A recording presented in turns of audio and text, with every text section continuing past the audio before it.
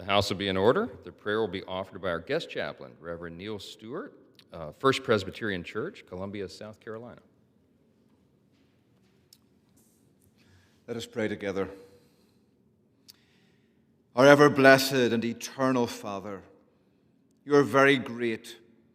You're clothed with splendor and majesty. You cover yourself with light as with a garment.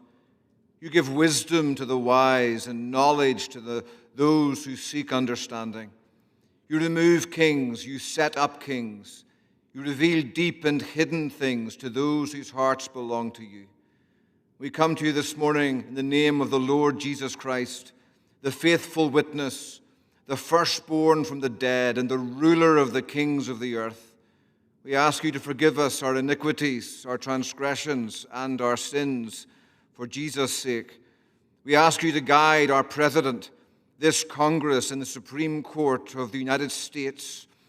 Grant them wisdom, integrity, and courage to pursue what is good and just, and to serve with humility and strength. Watch over America's many servants in harm's way this day. Watch over their going out and their coming in, and bring them home safe, we pray. We offer these prayers this morning in the name of Jesus Christ. Amen. Amen. Thank you, Reverend Dr. Stewart. The chair has examined the journal of the last day's proceedings and announces to the House the approval thereof. Pursuant to Clause 1 of Rule 1, the journal stands approved. The Pledge of Allegiance will be led by the gentleman from Indiana, Mr. Shreve. Thank you, Mr. Speaker. Ladies and gentlemen, please join me in the pledge. I pledge allegiance to the flag of the United States of America and to the republic for which it stands, one nation under God, indivisible, with liberty and justice for all. Without objection, a gentleman from South Carolina, Mr. Wilson, is recognized for 1 minute. Thank you, Mr. Speaker. I am very grateful to welcome Dr. Neil Stewart, Senior Minister of the First Presbyterian Church of Columbia, South Carolina, as the guest chaplain today for the United States House of Representatives. First Church in Columbia is the largest associate Reformed Presbyterian church in the world, founded in 1795. His ministry is so meaningful to me as our family has attended First Presbyterian Church for 6 generations, sitting on the same pew.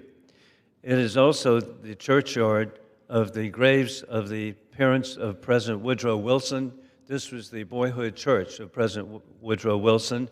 Also in the churchyard is the grave of Anne Pamela Cunningham, who in 1854 founded the Mount Vernon Ladies Association to save Mount Vernon from destruction. Dr. Stewart grew up in Northern Ireland. Obviously, you can tell from his not South Carolina accent, and has studied medicine at Queen's University of Belfast and was awarded the Ulster Hospital Gold Medal for his studies in medicine, general and orthopedic surgery, pediatrics, obstetrics, and gynecology. Dr. Stewart later moved to Jackson, Mississippi after feeling a desire to grow in his faith. He graduated with a Master in Divinity at the Reformed Theological Seminary in Jackson in 2002. I appreciate his wife, Catherine, who's here today. Additionally, with his 6 children, they now reside in the Midlands of South Carolina, and we're blessed to have them have chosen South Carolina as their home. I yield back. The chair will now entertain up to 5 further requests for 1-minute speeches on each side of the aisle. For what purpose does the gentleman from North Carolina seek recognition? To address the House for 1 minute. Without objection, the gentleman is recognized for 1 minute.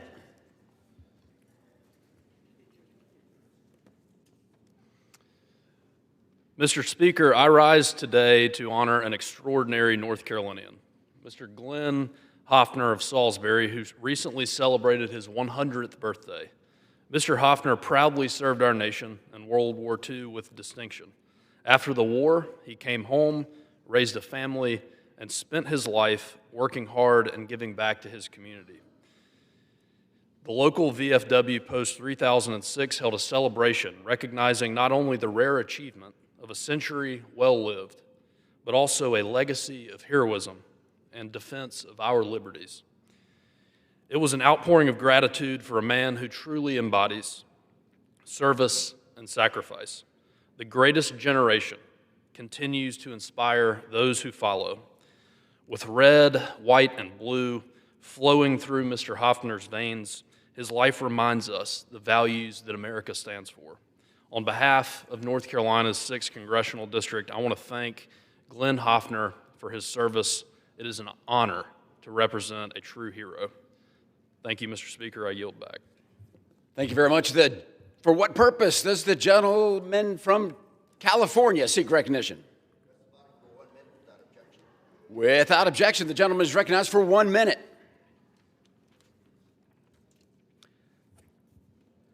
Mr. Speaker, today I rise to celebrate my good friend Tom Cassella, who is retiring from a long career in the city of Orange. Tom started in 1986 as a reserve police officer with the Orange Police Department. He then worked his way up to officer, sergeant, lieutenant, and then chief of police. He retired from the Orange Police Department in 2021 and was then appointed to become the interim city manager for the city of Orange. Under his leadership, the city's economy boomed and community outreach grew. Tom, thank you very much for always being there for the citizens, for the community of the city of Orange. Congratulations on a well-deserved retirement, and I do look forward to seeing the next chapter in your life. Congratulations, Tom. Mr. Speaker. For what purpose does the gentleman from Indiana seek recognition? Without objection, the gentleman is recognized for 1 minute.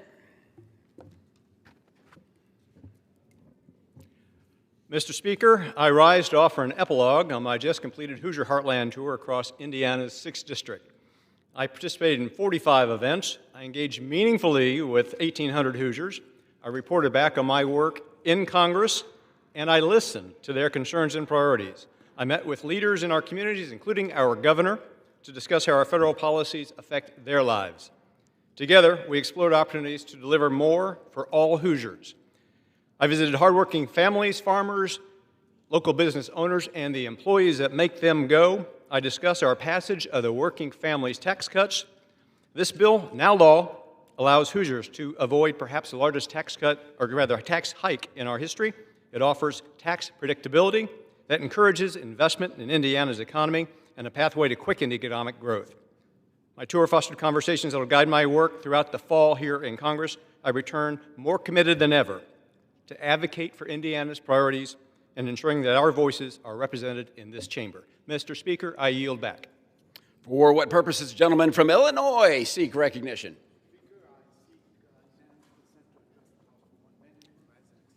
Without objection, the gentleman is recognized for 1 minute.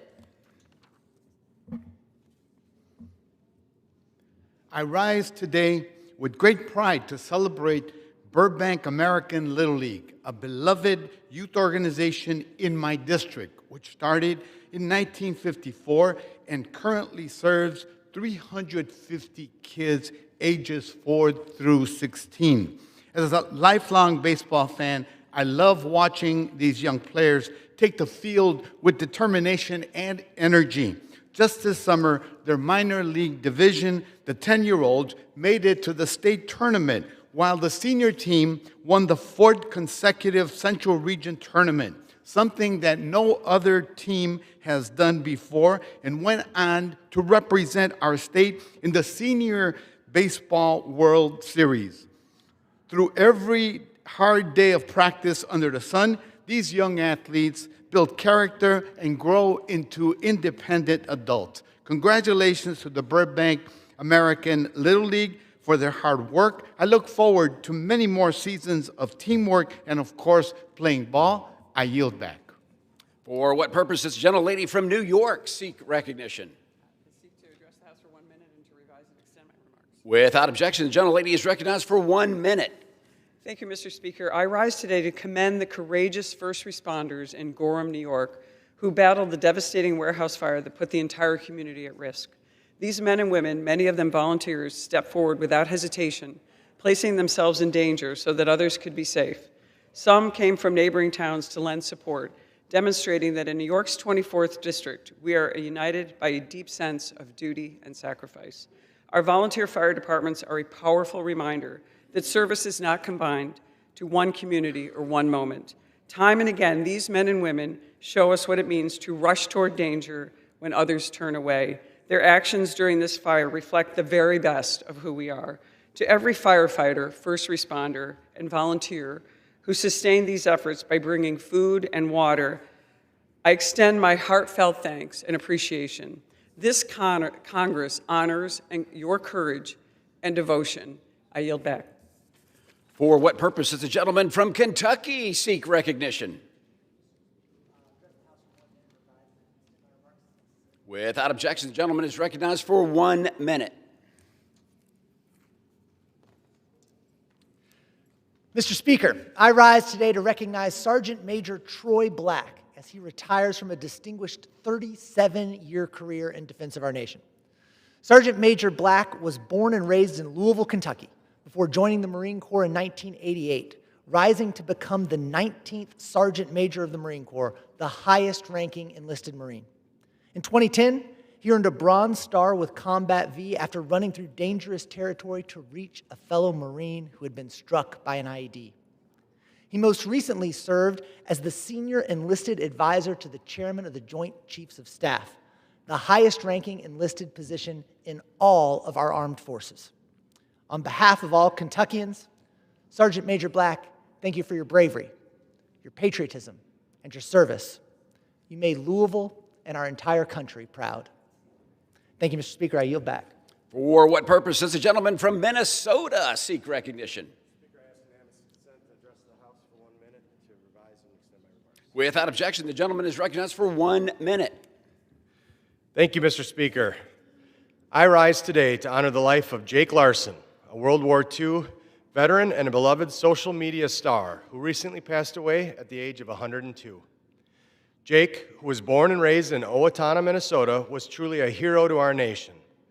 In 1938, at the age of 15, he may have said he was 18, he enlisted in the National Guard. 4 years later, he was sent overseas to Northern Ireland, where he served as an operations sergeant, eventually assisting in the planning of the D-Day invasions. On June 6, 1944, Jake was among the brave and selfless heroes who stormed the beaches of Normandy, surviving relentless enemy bombardment and machine gun fire before ultimately pushing the Nazi forces off of Omaha Beach. Months later, he would go on to take part in the Battle of the Bulge, earning 2 medals for his service. Later in life, Papa Jake was introduced to social media by his granddaughter, Michaela, where he shared stories of his experiences overseas during the war. His humor, humility, and his heroism captured the hearts of millions, inspiring younger generations of Americans. I have no doubt that Jake's legacy will live on through all those whom he impacted, both in person and through his videos. He was a courageous veteran, an inspiring storyteller, and most importantly, a friend to all. He will truly be missed. May he rest in peace. Mr. Speaker, I yield back. For what purpose does the gentleman from Rhode Island seek recognition? I ask permission to address the House for 1 minute and to revise and extend my remarks. Without objection, the gentleman is recognized for 1 minute. Mr. Speaker, I rise for the 36th time to call on the Trump administration to restore life-saving food aid for starving children around the world. Mr. Speaker, when we pull back from doing the right thing and helping meet humanitarian catastrophes, you know who steps in to fill the void? Our adversaries, particularly China. Make no mistake, last week's summit in China, where Putin and Modi and the North Koreans were celebrating the demise of Americans' leadership in the world and the rise of authoritarianism, this was one of the issues that drove that meeting. Because it wasn't just those big powers who were there, it was dozens of smaller countries from the developing world who are alarmed at the retreat of U.S. leadership and looking for help elsewhere. This hurts our national security. The Trump administration needs to do what they said they were going to do and restore life-saving food aid around the world. I will keep speaking out every day until they do. I yield back. For what purpose does the gentleman from North Carolina seek recognition? Mr. Speaker, I ask for unanimous consent to address the House for 1 minute to revise and extend. Without objection, the gentleman is recognized for 1 minute. Mr. Speaker, Mrs. Cassie Barber, a dedicated teacher at Janesville Elementary School in Martin County, North Carolina, has worked up the ranks. She has served as a substitute teacher, teacher assistant, and school bus driver. Now, school opening marks her first full year as a third grade teacher. Pursuing her lifelong dream, she returned to college and now follows in her mother's footsteps. Mrs. Barber's passion for her students and for education shines brightly, making her a remarkable example in Eastern North Carolina as an emerging school leader. Her mother, Judy, and Mima instilled in her a deep love for working with children. As her mother now looks over her in room 115 from above, I wish Mrs. Barber and JES a great school year. Much like your special graduation, Mrs. Barber, may your light continue to grow brighter with each passing day with your students. I yield back. The gentleman yields. Pursuant to House Resolution 672 and Rule 18, the chair declares the House in the Committee of the Whole House on the State of the Union for the further consideration of H.R. 4553. Will the gentleman from Florida, Mr. Bean, kindly take the chair?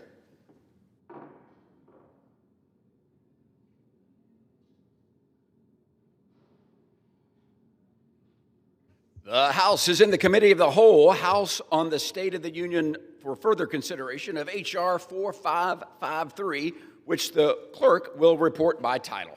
A bill making appropriations for energy and water development and related agencies for the fiscal year ending September 30th, 2026, and for other purposes. When the Committee of the Whole rose on Wednesday, September 3rd, 2025, Amendment number 30, printed in House Report 119-232, offered by the gentleman from Pennsylvania, Mr. Perry, had been disposed of. For what purpose does the gentlewoman from Ohio seek recognition? Mr. Chair, I rise as the designee of the gentlewoman from Connecticut, and I move to strike the last word. The gentlelady is recognized for 5 minutes. Mr. Chair, I yield to the gentlewoman from Illinois, Congresswoman Budzinski. Thank you. Mr. Chair, I rise in strong opposition to this legislation because it strips away critical resources from projects that directly benefit my district. One example is a $32 million investment awarded to the Kraft Heinz facility in Champaign, Illinois. This was the single largest award among the 10 sites approved under Kraft Heinz' $170 million grant from the Department of Energy. These funds were not wasteful. They would have been transformative, reducing emissions for this plant by 99%. This isn't just about energy policies, it's about protecting community health, and it's about growing good-paying union jobs. Yet this administration chose to cancel this project, along with countless others, simply because it did not fit their political agenda. That raises a fundamental question. What are their priorities? Instead of investing in cleaner facilities, healthier communities, and good-paying jobs, they are pulling resources away from businesses making real commitments to reinvest locally and ultimately from the American people. For this reason, at the appropriate time, I will offer a motion to recommit this bill back to committee. If the House rules permitted, I would have offered the motion with an amendment to reverse the Department of Energy's canceled awards and prohibit the department from canceling future awards based on their so-called priorities. At the end of the debate, I will insert into the record the text of this amendment. I hope my colleagues will join me in voting for the motion to recommit. I yield back. Gentlelady from Ohio. I yield back, Mr. Chair. Very good. It is now in order to consider amendment number 31, printed in House Report 119-232. For what purpose does the gentleman from Pennsylvania seek recognition? Mr. Chairman, good morning. I have an amendment at the desk. The clerk will designate the amendment. Amendment number 31, printed in House Report number 119-232, offered by Mr. Perry of Pennsylvania. Pursuant to House Resolution 672, the gentleman from Pennsylvania, Mr. Perry, and a member opposed. Each will control 5 minutes. The chair recognizes the gentleman from Pennsylvania. Thank you, Mr. Chairman. It might sound like a little bit of a broken record here, but unfortunately, the broken record of $37 trillion in debt and climbing continues as well, so we just got to keep at it. First, the Great Lakes Authority has only been authorized since 2022. It still does not have a federal co-chair, so nobody's in charge. It has no website. It has no programs funded. They haven't done anything. They haven't spent any money making any lives better. Yet, strangely, it is still receiving federal dollars to the tune of $4 million for projects allegedly in the watershed of the regions of Illinois, Indiana, Michigan, Minnesota, New York, Ohio, Pennsylvania, and Wisconsin. The Commission's programs are duplicative of other federal economic development programs and better addressed at the state and local levels. That's even if they do any projects, which they don't. They just get money. Folks, we've seen how the other commissions have gone. President Trump urged the elimination of many of them, and so did President Obama recommended the elimination. With that level of bipartisan criticism of existing commissions, I don't see why we need to dig ourselves even deeper with another one, more debt, more projects that are supposed to be done by others, no federal nexus, but here we go. I know that people in the building will scoff at the difference of $2 million and $4 million. But for folks where I live, $2 million and $4 million is a lot of money. And remember, whether it's 4 or 2, no projects are being completed at this time by this organization. That's a lot of money to be throwing around at a commission that's duplicative and obviously unnecessary. Furthermore, all of us know here it's not going to stop at $4 million. This commission, like all the rest, will balloon up to tens of millions of dollars unless somebody puts their foot down. So I'm going to stay on this mission to try and save the taxpayers some money that, it's great for people on the commission to be Santa Claus, hand out your money to somebody else. But you're the one paying for it. Don't have any illusions about that. With that, I reserve. Gentleman from Pennsylvania reserves. For what purpose does a gentlelady from Ohio seek recognition? Yes, Mr. Chair, I rise in opposition to this amendment. Gentlelady is recognized for 5 minutes. I listened to the gentleman, and he and I share a piece of the continent in a way. Part of Pennsylvania drains into Lake Erie, believe it or not. I don't believe your district does. Congressman Perry represents a capital city. Capital cities tend to do a little better than other parts of the country economically because all the tax dollars flow there. And so Harrisburg and the general region you represent is very different than the Great Lakes region that I am privileged to help to try to represent here in the Congress. So I rise in opposition to your amendment because I think it comes from a lack of understanding of the challenges that are faced in our region of America, which you do not share. Even though Erie, Pennsylvania will benefit, assuming the commission can be stood up, and maybe our vice president can help us with that, calling Ohio his home, though he does not come from the Great Lakes region of Ohio. If you look around our country, for many, many years, my part of America lost jobs and economic growth to California and the West because of the Bureau of Reclamation. And it's important to understand what the Bureau of Reclamation does, and the fact that places like I represent have enormous environmental debt because we had to self-finance our water systems and so forth.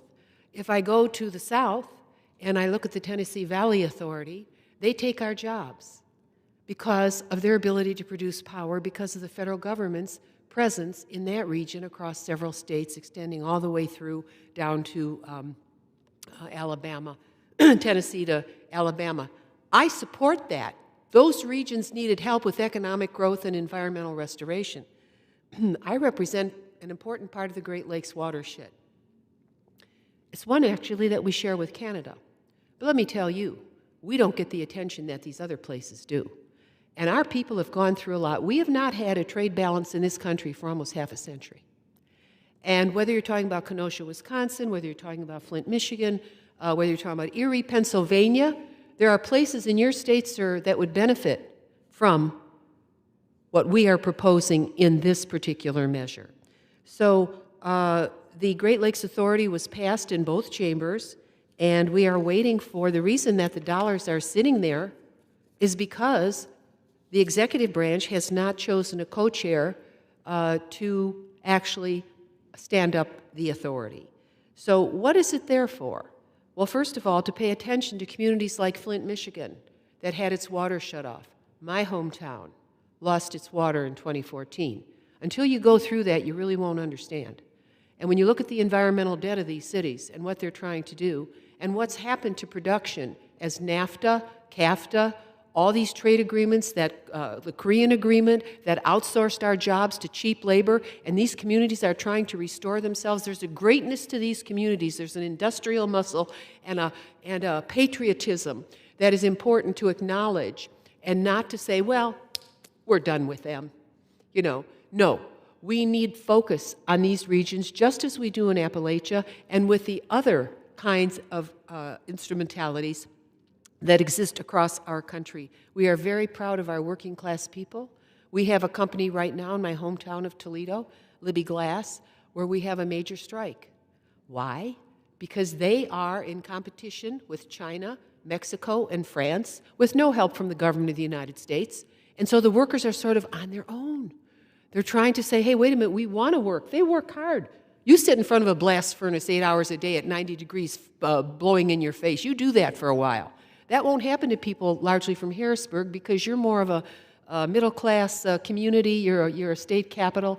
But where I come from, people work hard for a living. They work in industry, and they work in agriculture, and they work every day.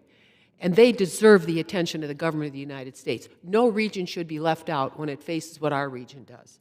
So, what do we use the Great Lakes Authority for? To create and foster innovation and advance world-class workforce, education and training, and adjustment institutions for better jobs in places like I represent. And I'm not the only one. The Great Lakes Nation we share with Canada. That's another complexity. Parts of New York get energy from working with Canada.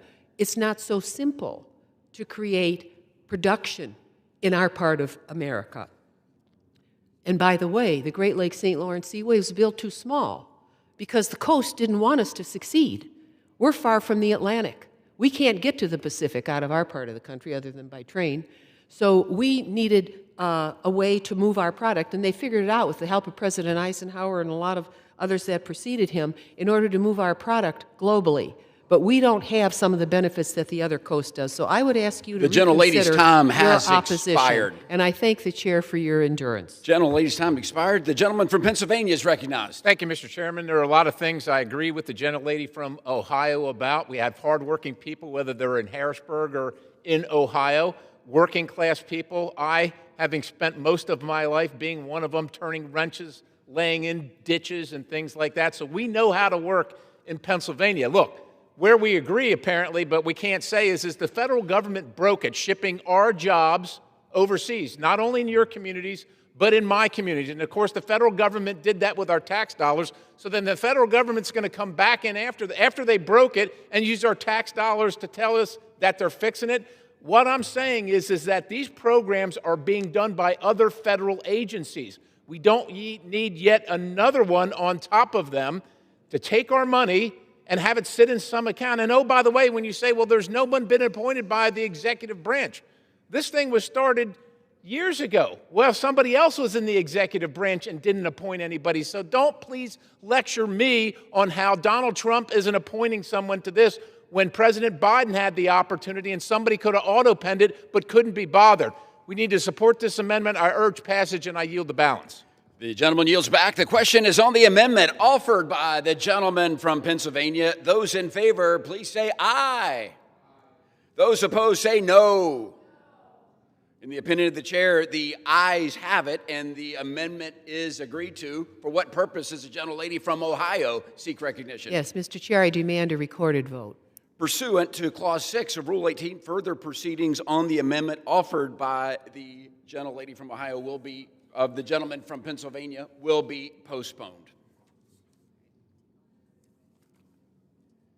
It is now in order to consider amendment number 32, printed in House Report 119-232. For what purpose does the gentleman from Pennsylvania seek recognition? Mr. Chairman, I rise as the designee for the gentleman from Texas, and I have an amendment at the desk. The clerk will designate the amendment.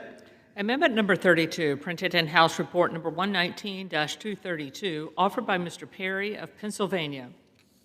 Pursuant to Resolution 672, the gentleman from Pennsylvania, Mr. Perry, and a member opposed will each control 5 minutes. The gentleman recognizes the gentleman from Pennsylvania. Thank you, Mr. Chairman. This amendment fully defunds DOE's Office of Energy Efficiency and Renewable Energy, or the EERE. This amendment is offered because we simply cannot continue to fund the destruction, and that's what it is, the destruction of the U.S. energy grid to satisfy a climate cult. The FY 2024 minibus gave this office $3.5 billion, while the underlying bill cuts funding down to $1.96 billion. We need to defund it entirely. Like, why are we fooling around here, taking half of it? Like, this thing doesn't do anything good for anybody.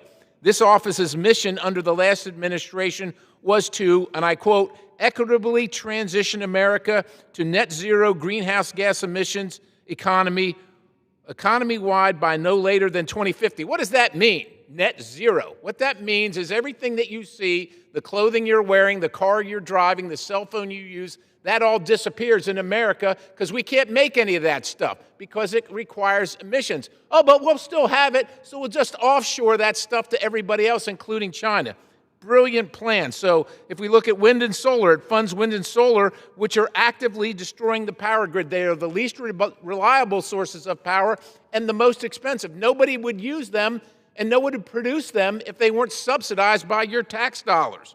EVs, it funds zero-emission vehicles that only the wealthy can afford, and supply chains dominated by China. It actively promotes divisive concepts like energy equity and environmental justice, which allocate tax dollars based on immutable characteristics. Are you serious? This is America? While we successfully ushered in the end of the Inflation Reduction Act, we got to continue because there's plenty more to do. Over 90% of the subsidies from this organization went to corporations that make over $1 billion per year. I'm going to tell you who's going to defend it, not me. People over there, some people over here, but not me. $1 billion per year. These subsidies could make wind and solar account for nearly 60% of U.S. electricity generation by 2050. People say, well, that's great. Isn't that good? Well, it's good if you don't care if you can't turn the lights on because the wind's not blowing and the sun's not shining. We're going to have rolling brownouts and blackouts because that's what's going to happen. And like in California, Americans in the 21st century are going to become used to, we're going to normalize living in the 7th century instead. Of course, all this makes us wholly dependent on China for our power. With that, Mr. Chairman, I will reserve the balance. The gentleman from Pennsylvania reserves for what purpose does the gentleman from Tennessee seek recognition? Thank you, Mr. Chairman. I seek time in opposition. You are recognized for 5 minutes. I thank the chairman. Mr. Chairman, I share some of my distinguished colleagues concerned about EERE. But let me, for the record, lay some things out.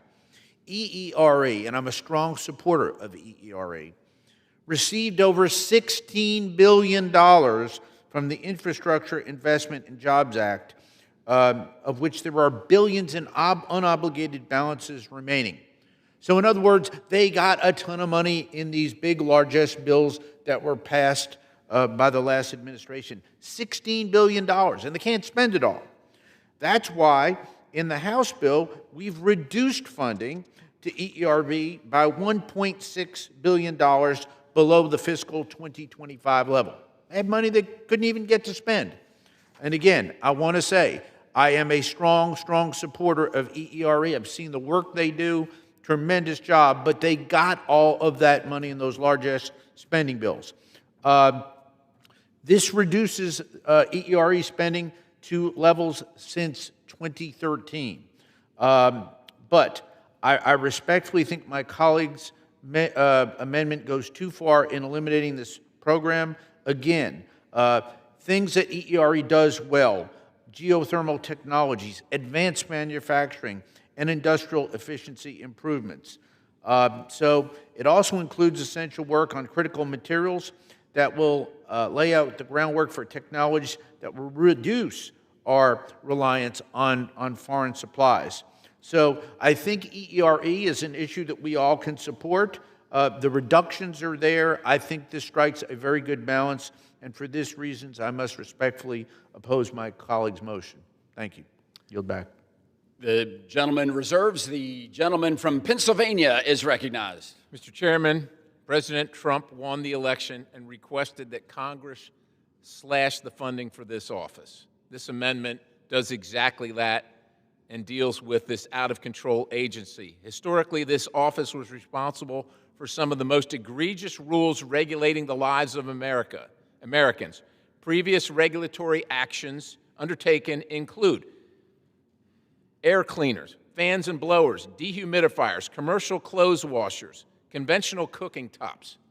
Who in the hell do these people think they are? Like, we're Americans. We ought to be able to choose whatever we want to, yet they tell us what we can have and what we can't have. I'm not sure what country you think you live in or what it should be, but it shouldn't be this. I still urge adoption of this amendment, and I yield the balance. The gentleman yields. The gentleman from Tennessee said he yielded back. Is that the gentleman's purpose, to yield back?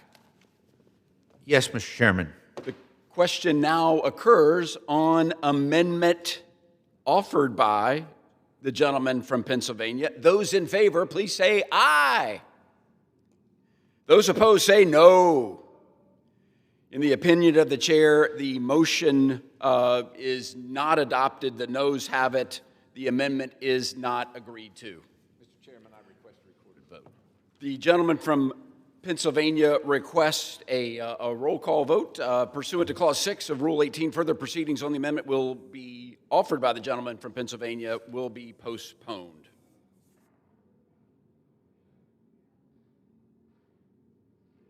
In order to consider amendment number 33, printed in House Report 119-232, for what purpose does the gentleman from Arizona seek recognition? Mr. Speaker, I have an amendment at the desk. The clerk will designate the amendment. Amendment number 33, printed in House Report number 119-232, offered by Mr. Schweikert of Arizona. Pursuant to House Resolution 672, the gentleman from Arizona, Mr. Schweikert, and a member opposed will each control 5 minutes. The chair recognizes the gentleman from Arizona. Thank you, Mr. Speaker and Ranking Member and my good friend. In some ways, this is as much a budgetary discipline amendment. The fact of the matter is we've been doing a project with the Joint Economic Committee for a couple of years now, where we've been going up and down budgets and finding resources, money that's been appropriated that has sat in accounts sometimes for years and years and years. And my argument is many of these things I actually don't oppose. You belong appropriating it again. You belong engaging in the budgetary discipline. If we're truly doing regular order, say, hey, this was originally appropriated in 2015. It's a clean coal, which is an actual one. Oh, the money's still sitting there since 2015. Maybe we should re-examine it, reappropriate it, or pull it back. But instead, Mr. Speaker, we actually estimate there's over $1 trillion, over $1 trillion sitting in accounts. Now, much of it are things I like. It's not about liking the appropriation. It's about budgetary discipline of going up and down and reviewing everything, because maybe there's a newer, better, faster way to do these things. But the fact of the matter is, we play this game where we leave this cash sitting in these accounts and then stack on it and stack on it and stack on it. And with that, Mr. Speaker, I reserve. The gentleman from Arizona reserves. For what purpose does the gentleman from Tennessee seek recognition? Mr. Chairman, I claim time in opposition. The gentleman is recognized for 5 minutes. Thank you, Mr. Chairman. And while I commend my colleague and friend who actually was elected in that great class of 2010 with me, I remember that year vividly. I thank him for his motion, and I applaud his dedication to fiscal conservatism. But in all due respect to my colleague, this amendment undermines the bill, the full bill's central aim to promote national security, energy security, and economic prosperity. Reducing this bill by $37 billion, or by 65%, will make America, in my view, less safe, less secure, and less prosperous. The amendment includes a $16 billion cut to defense funding. And again, for my colleagues and for those watching, it is in the energy and water bill that we fund the National Nuclear Security Administration. This is our country's nuclear weapons activities. This would cut by almost $9 billion, roughly 50%, causing, in my view, irreputable harm to our nation's nuclear deterrent by halting critical weapons and modernization programs. This amendment would also reduce naval reactors by over $1 billion, again, almost a 50% reduction of the account, creating cascading impacts to America's most lethal and capable naval assets, our submarines and aircraft carriers.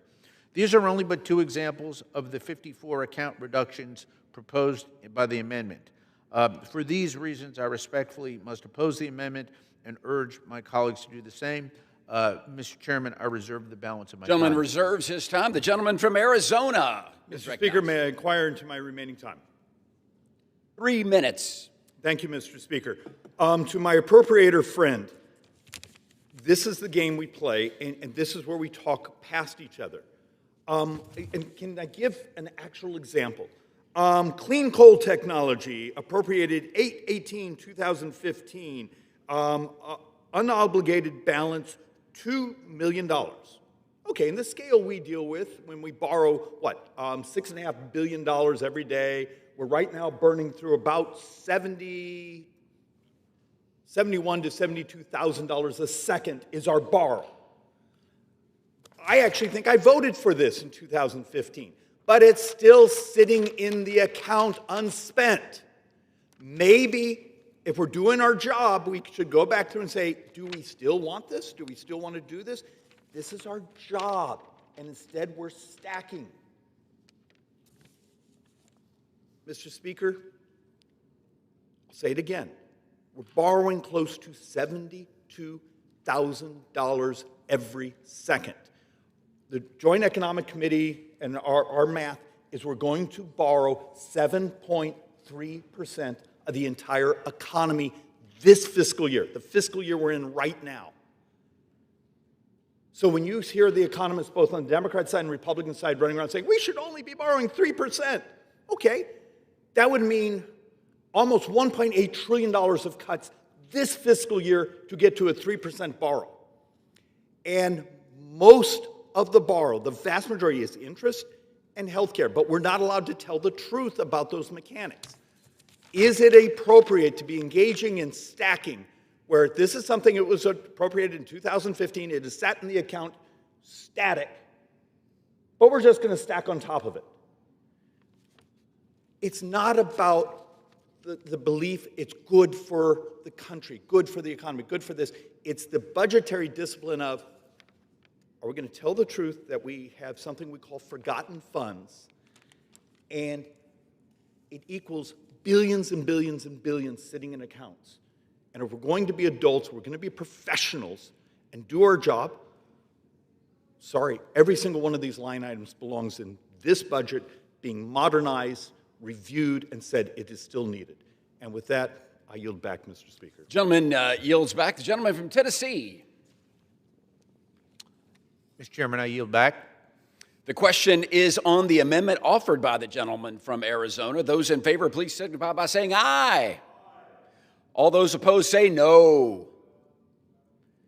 In the opinion of the chair, the noes have it. The amendment is not agreed to. Mr. Speaker, I request the ayes and nays. The gentleman requests a recorded vote pursuant to Clause 6 of Rule 18. Further proceedings on the amendment offered by the gentleman from Arizona will be postponed.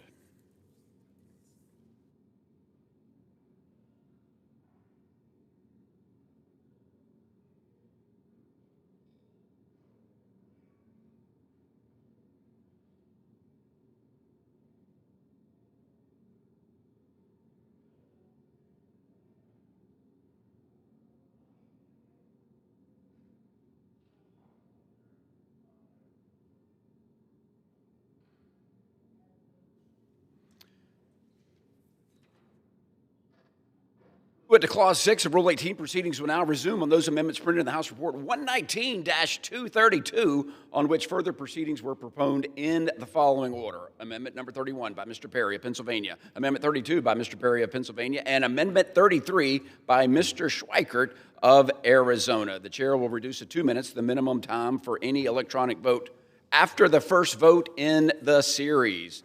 The unfinished business is requested for a recorded vote on Amendment 31, printed in the House Report 119-232 by the gentleman of Pennsylvania, Mr. Perry, at which further proceedings were proposed, on which the ayes prevailed by a voice vote. The clerk will redesignate the amendment.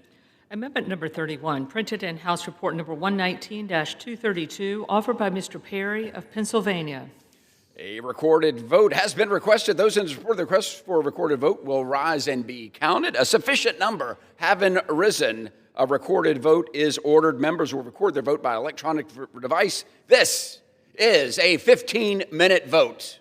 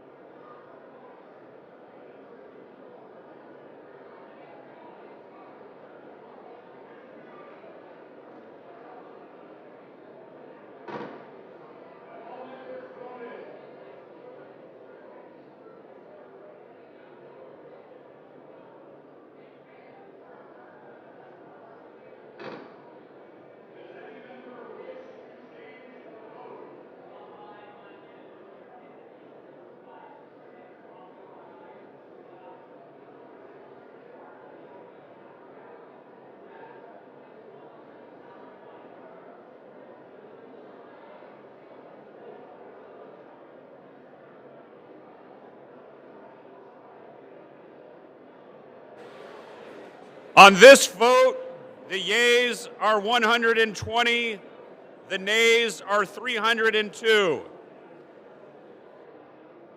The amendment is not adopted.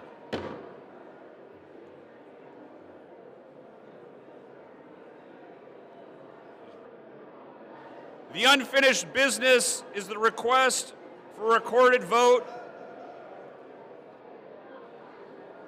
on amendment number 32, printed in House Report 119-232 by the gentleman from Pennsylvania, Mr. Perry, on which further proceedings were postponed and on which the noes prevailed by voice vote. The clerk will redesignate the amendment. Amendment number 32, printed in House Report number 119-232, offered by Mr. Perry of Pennsylvania.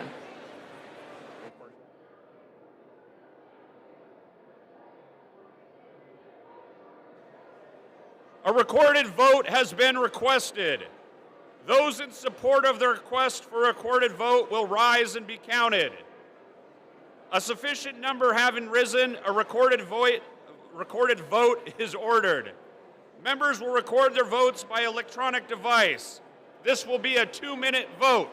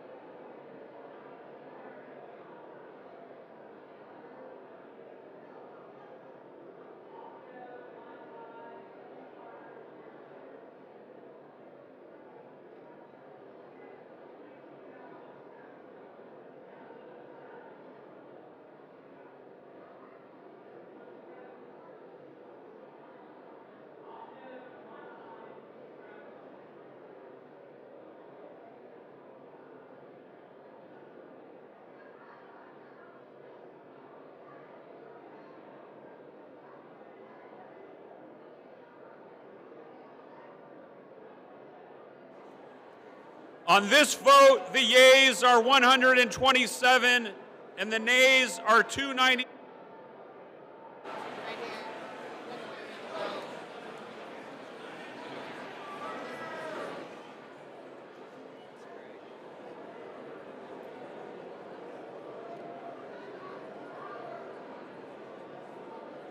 Ms. Craig. Ms. Craig votes no.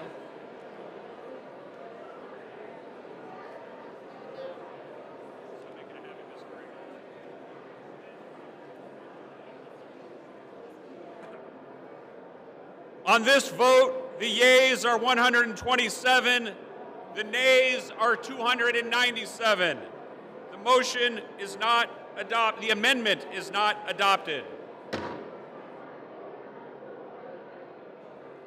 The unfinished business is the request for recorded vote on amendment number 33, printed in House Report 119-232 by the gentleman from Arizona, Mr. Schweikert, on which further proceedings were postponed and on which the noes prevailed by voice vote. The clerk will redesignate the amendment. Amendment number 33, printed in House Report number 119-232, offered by Mr. Schweikert of Arizona. A recorded vote has been requested. Those in support of the request for a recorded vote will rise and be counted. A sufficient number having risen, a recorded vote is ordered. Members will record their votes by electronic device. This will be a 2-minute vote.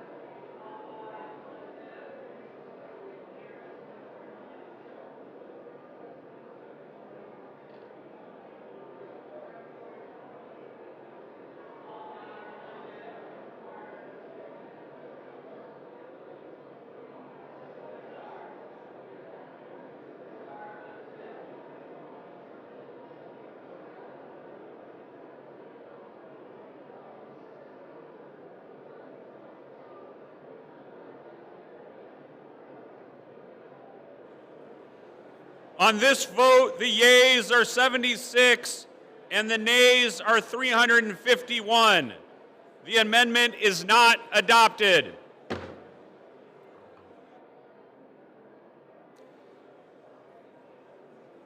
There being no further amendments under the rule, the committee rises.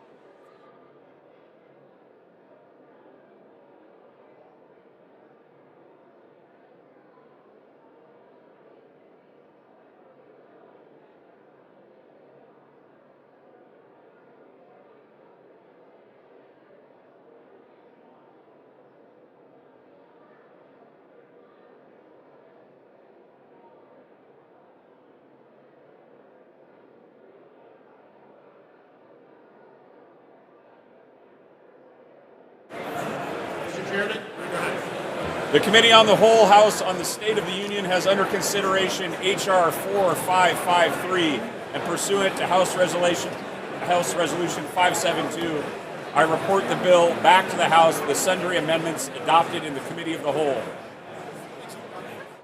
The Chair of the Committee of the Whole House on the State of the Union reports that the committee has had under consideration the bill H.R. 4553 and reports the bill back to the House with sundry amendments adopted in the Committee of the Whole.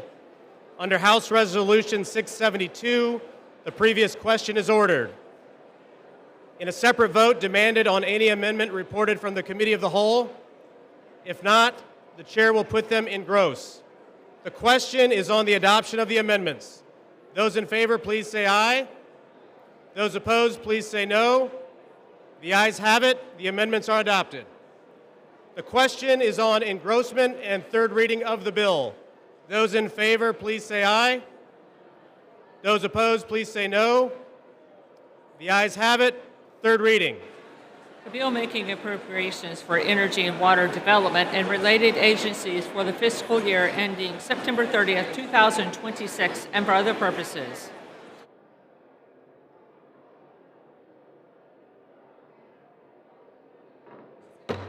The House will come to order. The House will come to order. For what purpose does the gentleman from Illinois seek recognition? Mr. Speaker, I have a motion to recommit at the desk. The clerk will report the motion. Ms. Pazinski of Illinois moves to recommit the bill H.R. 4553 to the Committee on Appropriations. Pursuant to Clause 2B of Rule 19, the previous question is ordered on the motion to recommit. The question is on the motion to recommit. Those in favor, please say aye. Those opposed, please say no. In the opinion of the chair, the noes have it. Mr. Speaker, I ask for the yeas and nays. The yeas and nays are requested. Those favoring a vote by the yeas and nays will rise. A sufficient number having risen, the yeas and nays are ordered. Members will record their votes by electronic device. Pursuant to Clause 9 of Rule 20, the chair will reduce to 5 minutes the minimum time for the electronic vote on the question of passage. This is a 5-minute vote.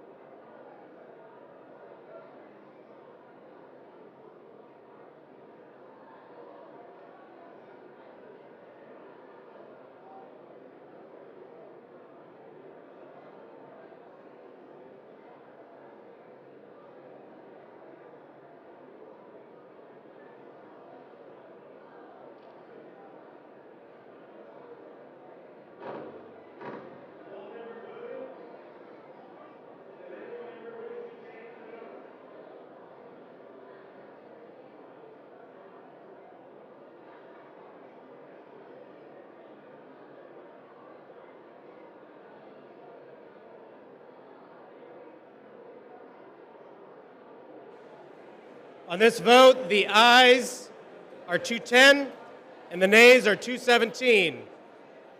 The motion is not adopted.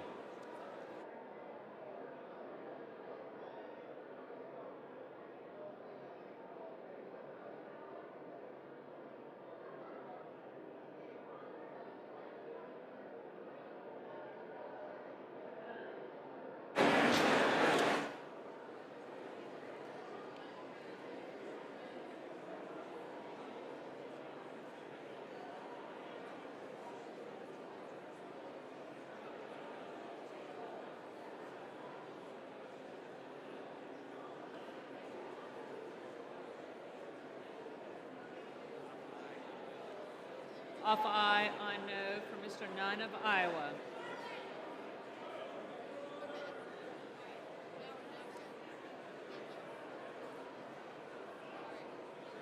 On this vote, the ayes are 209 and the nays are 218. The motion is not adopted. The question is on passage of the bill. Pursuant to Clause 10 of Rule 20, the yeas and nays are ordered. Members will record their votes by electronic device. It's a 5-minute vote.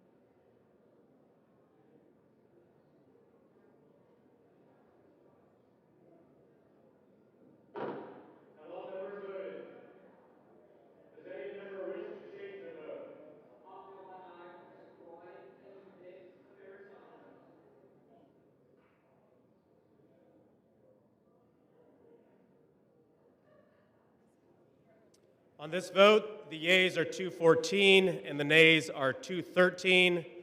The bill is passed. Without objection, a motion to reconsider is laid on the table.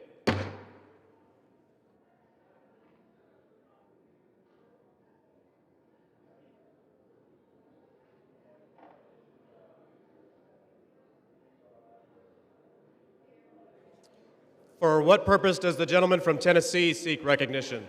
Mr. Speaker, I ask unanimous consent that when the House adjourns today, it adjourn to meet at noon on Monday next for morning hour debate and 2 p.m. for legislative business. Without objection.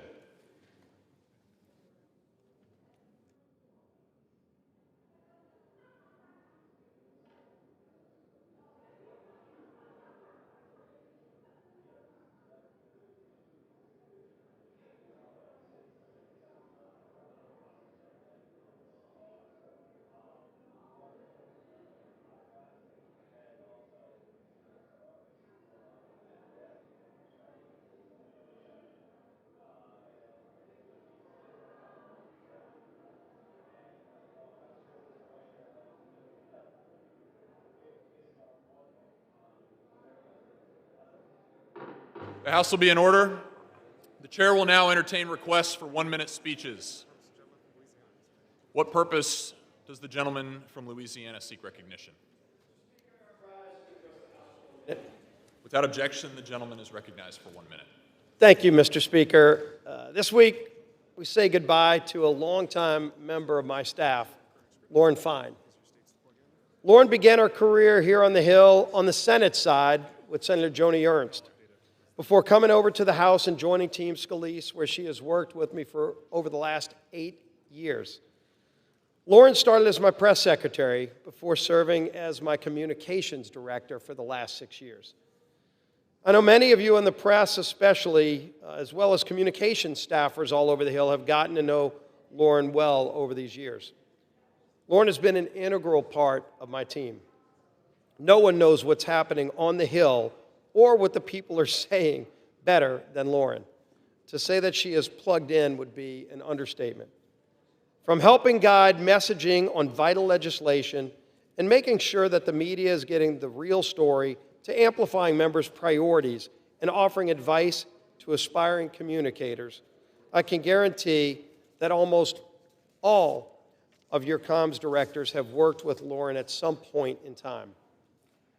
Lauren is the Hill's #1 expert in communicating our Republican message to American people back home, as well as making sure that the people's voice is always heard here in D.C. She has served me long and trusted as an advisor and a dedicated conservative fighter. I appreciate all of her hard work over the years for Team Scalise and for the Republican Conference. And while we are incredibly sad to see her go, I know that her expertise and drive will make her shine in the next chapter of her life, where she will once again continue to thrive.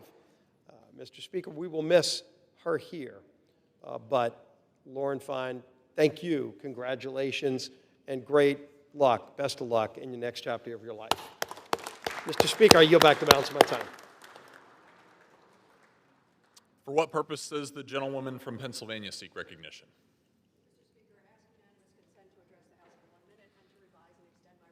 Without objection, the gentlewoman is recognized for 1 minute.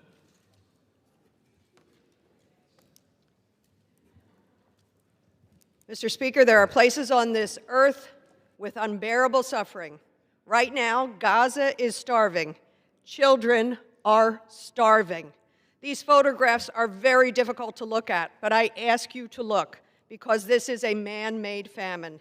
We are 698 days into the Hamas-Israel war, which we all understand, but it has been nearly 200 days since Prime Minister Netanyahu barbarously blocked all food, water, and medicine into Gaza. Palestinians in a cage with very little resources. Emaciated children too weak to walk or speak. Doctors, aid workers, journalists struggling with hunger and malnutrition or being killed as they fight to save the sick and wounded. And instead of responding with mercy and moral clarity, the world watches and the Trump administration responds with its usual weakness and cruelty, denying injured Palestinian children passage to the United States for care. This massive suffering is man-made, thus it must be stopped by man. Mr. Netanyahu, ceasefire now. Hostages home now, living and The dead. gentlewoman's time has expired. Surge humanitarian aid now. Tikkun Alam. For what purpose does the gentleman from Pennsylvania seek recognition?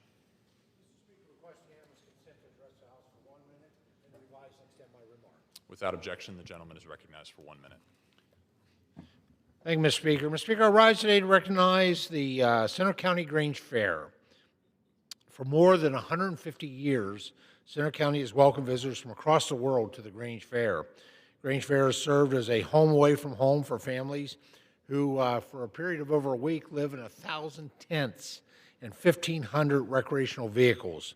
It is a testament to our unique and enduring spirit that the Grange Fair stands as the only remaining tenting fair in the nation. This week-long celebration encompasses the very best of our rural communities, from concerts to motorsports and craft shows to animal exhibits. The charm and nostalgia are everywhere. With more than 200,000 visitors coming to Center County every year, attendees immerse themselves in the rich traditions this fair provides. But it's more than just a week-long fair. It celebrates Pennsylvania agriculture. This year, I was honored to be named Friend of the Fair for my work on behalf of our ag community. Mr. Speaker, I'd like to thank the Grange for its dedication to supporting rural America and all the volunteers for making the Grange Fair the best days of the summer. Thank you, Mr. Speaker, and I yield back the balance of my time. For what purpose does the gentleman from New York seek recognition? Without objection, the gentleman is recognized for 1 minute. Mr. Speaker, I rise today to celebrate the 25th anniversary of Flying Bison Brewery in Buffalo and pay tribute to a true Buffalo original, my dear friend Tim Herzog. On May 1st, 2000, Flying Bison poured its first draft, becoming Buffalo's first standalone brewery since 1972. 25 years later, New York has grown into the nation's second largest craft beer market. Thanks to Tim Herzog's vision, Flying Bison helped spark the revival of craft brewing, now a cultural and economic cornerstone of Western New York. Tim's impact reaches far beyond craft brewing. He's always been a steadfast champion for our region, supporting small businesses, strengthening our communities, and mentoring the next generation. And while he's now retired, Tim continues to give back, teaching at the University at Buffalo, offering free programs for seniors, supporting organizations like Make-A-Wish and Go Bike Buffalo. Time and again, Tim Herzog has shown up when it mattered most, because that's who he is, an advocate for Western New York small businesses, families, and our way of life. To Tim Herzog and Flying Bison, congratulations on this milestone. Thank you for being a true ambassador for the city of good neighbors. Slancha, Brost, Nostrovia, cheers to 25 years and many, many more. I yield back. For what purpose does the gentleman from Colorado seek recognition? Mr. Speaker, I ask unanimous consent to address the House for 1 minute and to revise and extend my remarks. Without objection, the gentleman is recognized for 1 minute. Mr. Speaker, I rise today to highlight the Flying W Wranglers Band, who are part of the Flying W Wranglers original Western stage show at the Flying W Ranch in Colorado Springs. Flying W Ranch was opened in 1947 by the Wilson family, who hosted their first potluck in 1953 and has evolved into the entertaining and iconic dinner and show that it is today, which hosts hundreds of people on a regular occurrence. The Flying W Wranglers Band, which was formally named in 1957, have performed at every show at the ranch since 1953 and are the second oldest Western performance band in the world. Mr. Speaker, I can personally attest to the Flying W Wranglers' skill and musical ability. They truly are talented and entertaining cowboys. I'm proud to have such a historic and family-friendly Western show in my district. Thank you, and I yield back. For what purpose does the gentleman from Virginia seek recognition? Without objection, the gentleman is recognized for 1 minute. Mr. Speaker, I rise today to honor the life and legacy of Judge William Webster, a husband, father, grandfather, great-grandfather, and resident of Rappahannock County. He moved to Rappahannock full-time during the pandemic after taking weekend trips there for over 2 decades. He passed away last month at the age of 101. Judge Webster served his country for over 60 years in the Navy, in the federal bench, and as a director of the FBI and the director of the CIA. Judge Webster is the only person in history to have led both the FBI and the CIA, and picked first to lead the FBI by President Carter in 1978. Webster sought to restore public trust in the Bureau, and that's what he did. He once said, quote, "Every director of the CIA or the FBI should be prepared to resign in the event that he is asked to do something that he knows is wrong." Judge Webster's legacy leaves a lasting impact on the American people, our government, and the Rappahannock County community. May he rest in peace, and I yield back. For what purpose does the gentleman from Utah seek recognition? Speaker, I ask unanimous consent to address the House for 1 minute and revise and extend my remarks. Without objection, the gentleman is recognized for 1 minute. Mr. Speaker, today I rise with great pride to congratulate the Price Utah 13U Battle Youth Baseball Team. This talented group of 13-year-old baseball players from Carbon and Emery counties won the Pacific Southwest Regional, advancing to the Babe Ruth World Series. They're only the 3rd Utah team to do so in the 75-year history of the tournament.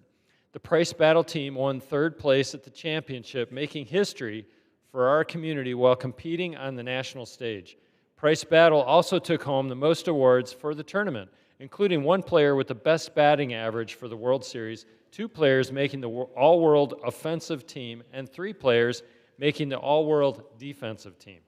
Not only did the team play well, but they also showed excellent character and conduct, earning the prestigious Heart of the Babe Ruth Sportsmanship Award. This combination of skill, hard work, and character is something our entire state of Utah can cheer for. Congratulations to the team and their coaches on an incredible season and for making Price and Utah proud. We can't wait to see what you do next. Thank you, Mr. Speaker, and I yield back. For what purpose does the gentlewoman from Ohio seek recognition? To address the House and to extend and revise my remarks. Without objection, the gentlewoman is recognized for 1 minute. Thank you, Mr. Speaker. Today I rise to recognize Twinsburg firefighter and local hero Joshua Jarzab as Ohio's 13th Congressional District's Champion of the Week. On August 17th, Joshua responded to a 911 call for a basement fire. Joshua and his team acted swiftly, entering the burning home, fighting back flames, and clearing a path to the basement. Once underground, amidst thick smoke and scorching flames, Joshua and his team conducted and searched for a survivor. As specifically Joshua and his team were searching for an 8-month-old child. Joshua, when asked later about the search, he said, "We weren't going to leave that basement until that baby was found. We saw the fire, but that wasn't our priority. Our priority was finding this baby." He quickly found the child's bedroom where he spotted the 8-month-old head poking over the side of his crib. In less than 12 minutes after receiving the initial 911 call, Joshua emerged from the clouds of smoke with the 8-month-old baby boy wrapped safely in his coat. Many of us cannot imagine what it's like running into a fire, because when we see fire, we run away. But thankfully, there are dedicated firefighters like Joshua who are willing to do what most of us will not. For these incredible feats, I want to extend my sincere gratitude to Joshua and his colleagues at the Twinsburg Fire Department, and thank you to all those at Twinsburg Emergency Services for protecting individuals and families in Ohio's 13th Congressional District. Thank you, Mr. Speaker. I yield back. For what purpose does the gentleman from North Carolina seek recognition? Ask unanimous consent to speak for privilege and revise and extend my remarks. Without objection, the gentleman is recognized for 1 minute. Thank you, Mr. Speaker. I rise today to honor the life and sacrifice of U.S. Army Sergeant Michael Verardo. Michael was a devoted husband, father, and patriot who gave everything for this great nation. After being severely injured by IED attacks in Afghanistan, he came home and continued the fight on behalf of wounded veterans. I was honored to know Michael and his wife, Sarah, through their advocacy work that improved outcomes and changed the lives of countless veterans. I'm extremely proud that we worked together on legislation we passed in the North Carolina General Assembly for veterans and their caregivers for our state. Michael inspired so many Americans with his bravery, his resilience, and his love for his fellow service members and our nation. We owe Michael and his family a debt of gratitude that we cannot repay. But I ask you to pray for Sarah, to pray for his daughters, and the rest of his family as they navigate this loss and continue his mission. With that, I yield back. For what purpose does the gentleman from New Jersey seek recognition? Unanimous consent to address the House floor for 1 minute, please. Without objection, the gentleman is recognized for 1 minute. Mr. Speaker, I rise to celebrate the 50th anniversary of Bruce Springsteen's Born to Run, a legendary album that's still inspiring generations today. Since its release, Bruce Springsteen and the E Street Band have captured not just the American spirit, but also the Jersey values that unite us. Bruce is Jersey, and Jersey is Bruce. Just when a 25-year-old kid from Freehold thought about giving up, his hard work paid off with an album that shared the Garden State with America and America with the world. Every song on the album is a timeless classic, from Thunder Road to Jungle Land to 10th Avenue Freeze Out to She's the One. Not to mention, of course, the title track. Whether from a turntable, cassette, the radio, or your phone, the boss sings for us all when chasing after that runaway American dream, baby, we were born to run. Thank you, Mr. Speaker, and I yield back. For what purpose does the gentleman from California seek recognition?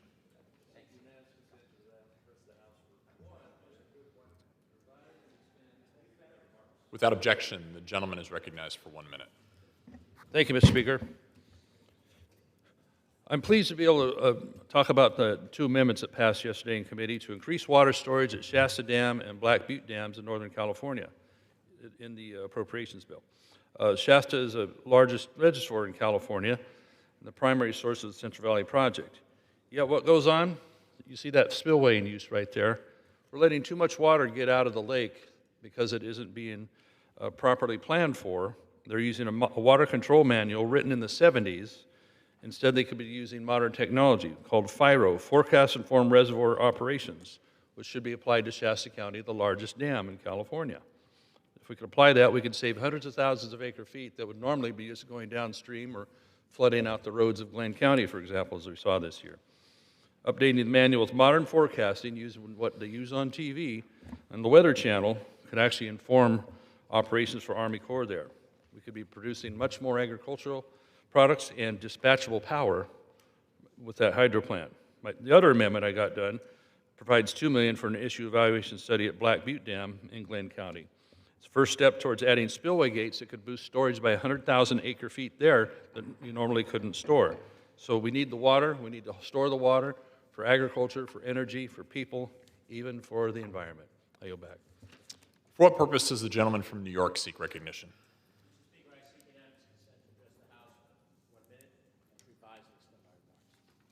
Without objection, the gentleman is recognized for 1 minute. Thank you, Mr. Speaker. 20 years ago, Hurricane Katrina devastated New Orleans. The images of families stranded, neighborhoods submerged, and a city brought to its knees are seared into our national memory. That tragedy exposed serious failures in our disaster response, and we promised never to let it happen again. This administration has broken that promise. They've hollowed out our national emergency response systems and are floating the idea of eliminating FEMA altogether. That's not leadership, that's negligence. Disasters don't care about ideology. In the last year, we've seen natural disasters in California, Texas, North Carolina, and Florida. Whether it's a natural disaster or pandemic, Americans expect a federal government that shows up and is ready to respond. Costs and response capacity are too much for any one state to bear on their own. Americans deserve competence and compassion, not political games and threats to withhold funds when lives are on the table. We must remember the lessons of Katrina. Disaster will strike whether we are ready or not. It is the federal government's responsibility to be ready. Thank you, and I yield back. Chair will receive a message. Mr. Speaker, message from the Senate. Mr. Speaker. Mr. Secretary. I've been directed by the Senate to inform the House that the Senate has passed S. 1038, an act to direct the Attorney General to include a data field in the National Missing and Unidentified Person System to indicate whether the last known location of a missing person was confirmed or was suspected to have been on federal land and for other purposes. For what purpose does the gentlewoman from North Dakota seek recognition?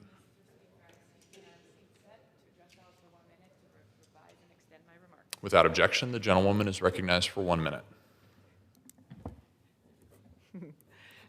Mr. Speaker, I rise today to recognize a great milestone in North Dakota's history and our nation's future in space. Earlier this summer, the University of North Dakota launched our state's first ever satellites into orbit, a bold step forward in satellite operations and a powerful example of homegrown innovation. These low Earth orbit satellites, developed in partnership with the UVS USA, are operated from my alma mater, the Odegaard Hall in Grand Forks. The mission, known as ROADS, is about more than technology. It's about inspiring the next generation of scientists, engineers, and leaders in space. North Dakota has long led in agriculture, energy, defense, and aviation. Now we're expanding that leadership into space. I'm proud of the students, faculty, and innovators who made this mission possible. Thank you, Mr. Speaker. I yield back. For what purpose does the gentlewoman from Oregon seek recognition? Without objection, the gentlewoman is recognized for 1 minute. Mr. Speaker, I rise to call out the Trump administration for their arrest and unconstitutional treatment of my constituent. Last week, my constituent was working as a wildland firefighter to combat the Bear Gulch fire when CBP stopped his crew and arrested him. He was brought to the United States when he was just 4 years old. The United States is the only home he knows.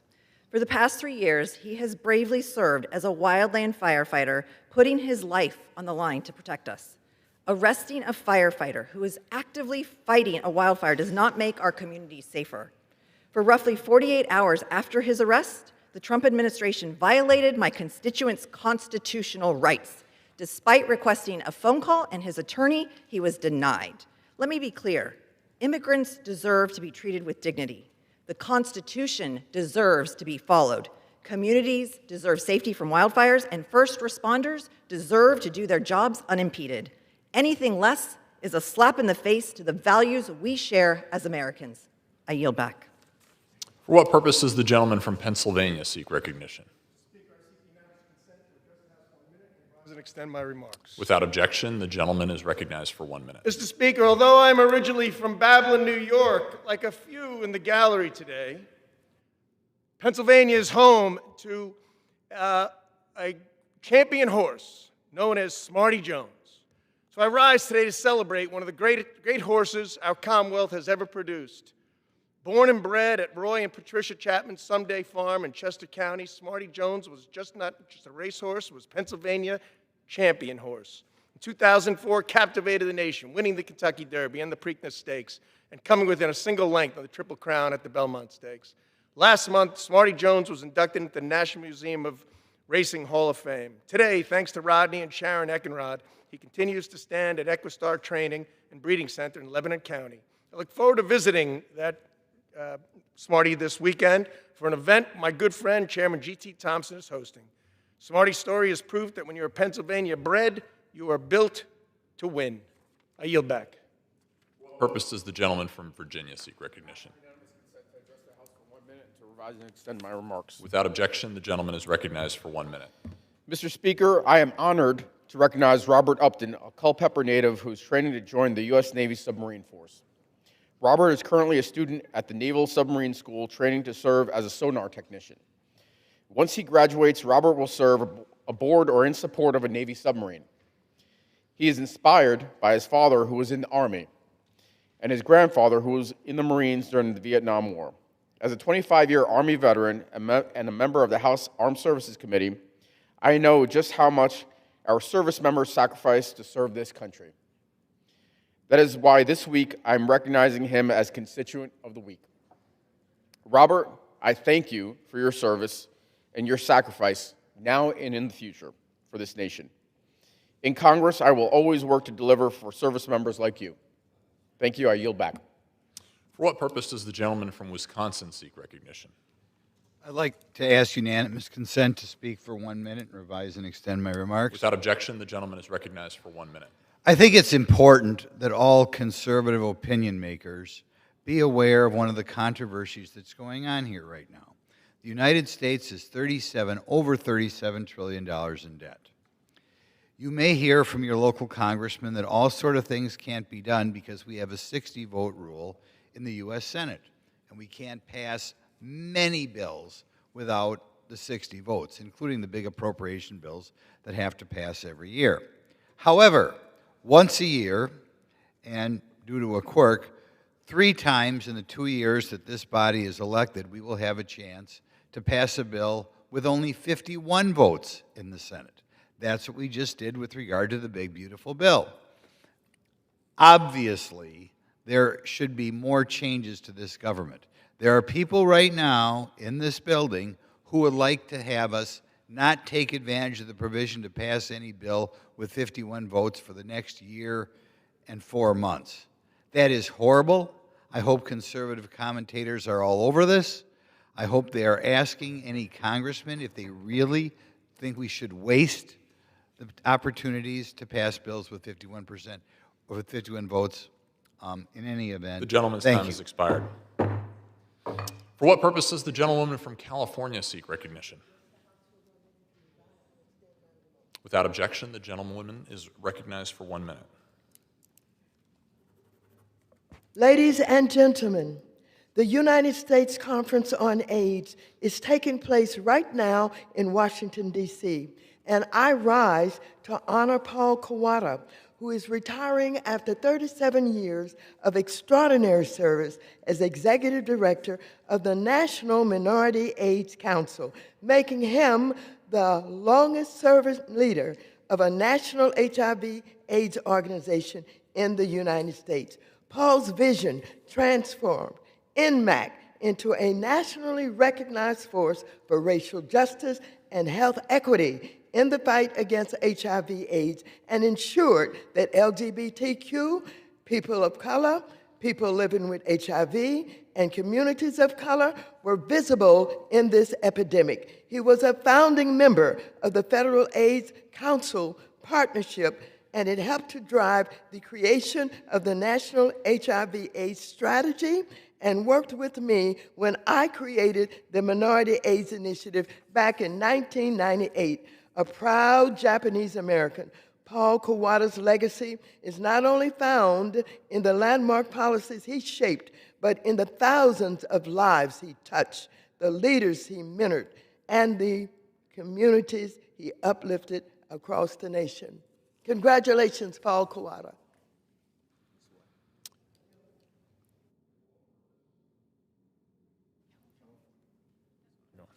For what purpose does the gentleman from California seek recognition? To speak for 1 minute and revise and extend my remarks. Without objection, the gentleman is recognized for 1 minute. Moments ago, in this chamber, a very important piece of legislation was passed by one vote. It was the appropriation bill for energy and water. We would do well to understand what was actually in that bill. Money to deal with the climate, removed. Money to deal with new energy sources, renewable energy sources, removed. Energy efficiency, removed. Where did the money go? It went into nuclear weapons programs. The Sentinel program, over $200 billion will be spent replacing the Minuteman III missile. Why? Why are we doing that? Why are we putting more money into plutonium pit production? Why do we have a new useless rocket that we want to put on a submarine? Why are we doing that? And on the water side of this, the Army Corps of Engineers, money removed for flood protection, for levees, and for infrastructure around the nation. We would do well to understand the values of the Republicans who voted for this and the Democrats. We are looking to the future, and the Republicans are looking to the past. I yield back. For what purpose does the gentlewoman from Pennsylvania seek recognition?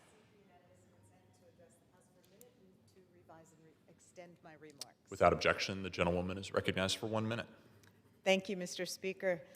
Henry Eberly, better known as Mayor Hank, served as the mayor of Ridley Park for 28 years before his death last month at the age of 91. Hank was a born leader, from student council president at Sharon Hill High to a standout athlete at Franklin and Marshall College, where he was inducted in the Hall of Fame.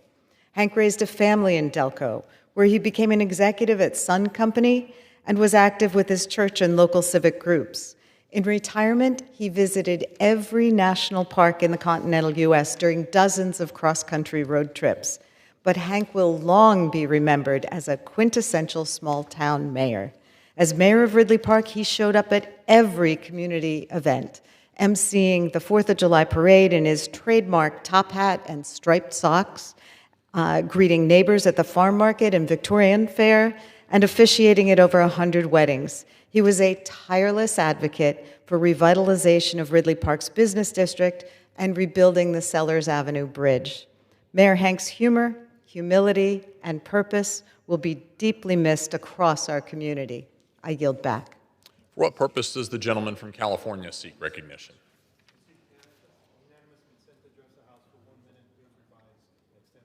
Without objection, the gentleman is recognized for 1 minute. Mr. Speaker, I rise today to recognize the retirement of a dedicated public servant in California's 31st District. Assistant Fire Chief Mike Fountain has served the community of West Covina and the West Covina Fire Department since 1995. Over his 30-year distinguished career, he has served as a firefighter, paramedic, fire captain, and assistant fire chief. He has worked tirelessly to ensure the community has the medical supplies and equipment it needs at all times. His impact on the community extends well beyond the firehouse walls. Mr. Fountain committed countless hours to mentoring newly recruited firefighters and lending the firefighters and served as a firefighters union as president. Through his example, Mike Fountain has showed us what leadership is all about. Mike has ensured the readiness of the West Covina Fire Department and made the firefighters and the community a top priority. That community is safer because of his work. Mr. Fountain, congratulations on an incredible career and a well-deserved retirement. I yield back. For what purpose does the gentlewoman from Maryland seek recognition?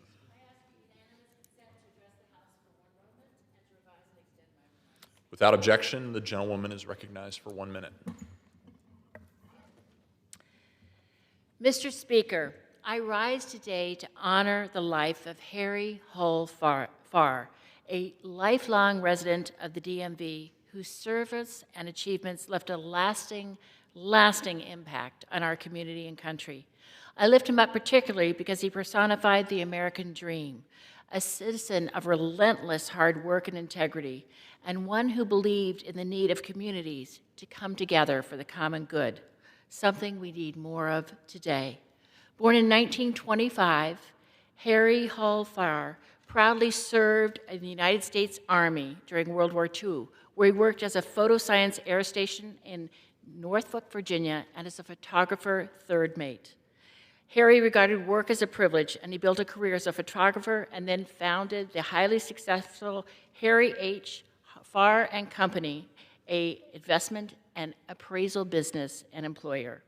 He was the finest example of the greatest generation, devoted to his country, his family, and a belief that no challenge is beyond our capacities or our worth. Our family was honored to know Harry's family, and I extend my deepest condolences to children Julia, Michael, Mary Joyce, and Stephanie, and his 11 grandchildren and 4 great-grandchildren. May his memory be a blessing and a reminder to all of us of a life well lived. Thank you, Mr. Speaker, and I yield back. For what purpose does the gentleman from Rhode Island seek recognition?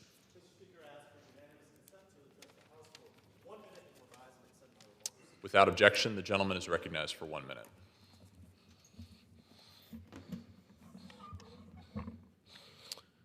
Mr. Speaker, I rise today to honor the late, great Judge Frank Caprio. In his decades on the bench and his iconic work on Caught in Providence, he left a lasting impact. Born in Providence in 1936 to Italian immigrants, Judge Caprio graduated from Central High School, served in the Army National Guard, taught American government at Hope High School, got his law degree, and raised 5 children with his wife of 60 years, Joyce. Whether dismissing parking tickets for those in need or teaching children about the courtroom, Judge Caprio proved justice and kindness go hand in hand. Last week at his funeral, I joined thousands of Rhode Islanders and countless people around the world mourning Judge Caprio's passing and I extend my deepest condolences to his family and all those who loved him. I'll conclude with Judge Caprio's own words. You don't need power or a title to make the world better, just compassion and the courage to act on it. In his memory, we should all spread a little kindness today. I yield back. For what purpose does the gentleman from New Mexico seek recognition?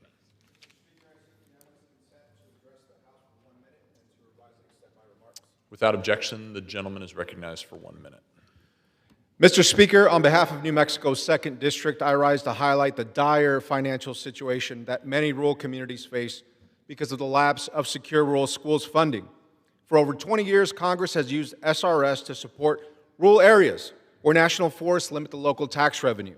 This funding has been a vital lifeline, helping rural communities pay for essential services like schools and roads. But since SRS funding expired in 2024, these areas now face impossible choices, like laying off beloved teachers, cutting back to 4-day school weeks, and deferring critical road maintenance that emergency responders rely on. Last year, New Mexico lost $9 million alone. And I just met with a bipartisan group of county officials and educators back home, and their message was clear. Without this funding, rural communities are in crisis. We must act now. I urge my colleagues to support the Secure Rural School Reauthorization Act so that rural communities in New Mexico and across the country are not forgotten and left behind without access to the basic needs. Thank you. I yield back.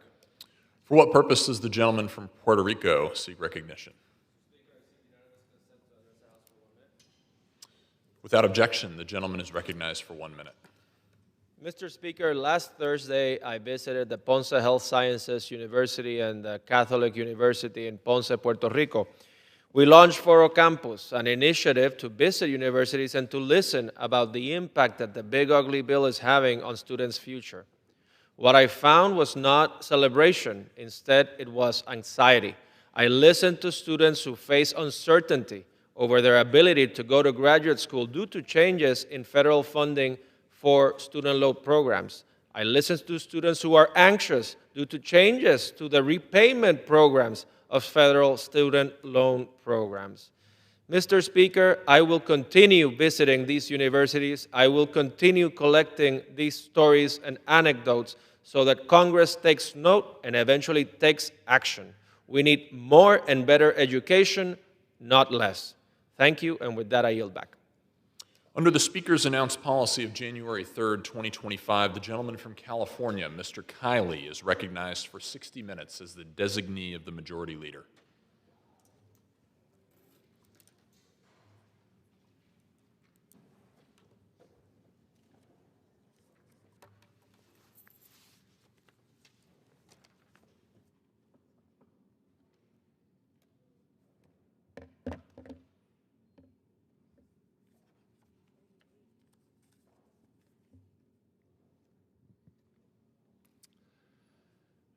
Mr. Speaker, the redistricting war in this country is starting to escalate to an absurd degree.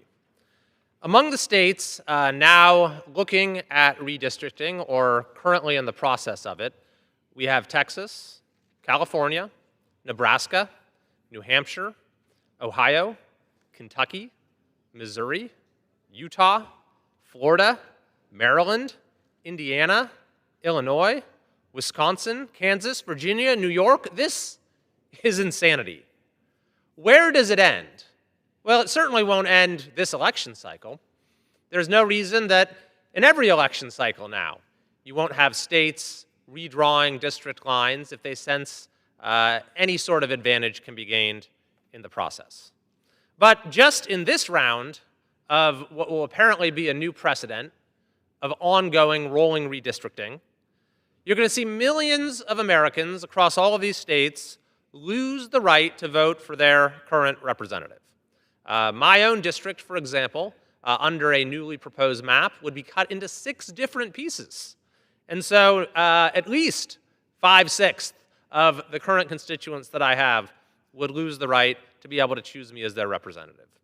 What's more, this is going to consume an inordinate amount of time of state legislatures across the country, not to mention resources. It's going to consume an inordinate amount of time for representatives of this body who are going to have to learn and get to know new communities that they're going to be representing that they haven't never represented before, and they're going to lose communities that they maybe have represented for some time. No one wants this. Not Democrats in the House, not Republicans in the House. I have people coming up to me constantly agreeing that what's going on is a terrible thing for the country. It's going to stratify and polarize representation like never before. You're going to have more and more state delegations that are extremely asymmetrical. Some will have no representatives of one party or the other. That can only mean fewer perspectives in this body, fewer Americans feeling like they are represented in our representative government. It can only mean more of the gridlock and division that Americans are so frustrated with. So this all raises the question, where is the Speaker of the House in all of this? Why is he, at the very least, going along with a redistricting war that the members who elected him overwhelmingly oppose? Why is the leader of this institution simply watching as the institution crumbles? And by the way, where is the minority leader as well?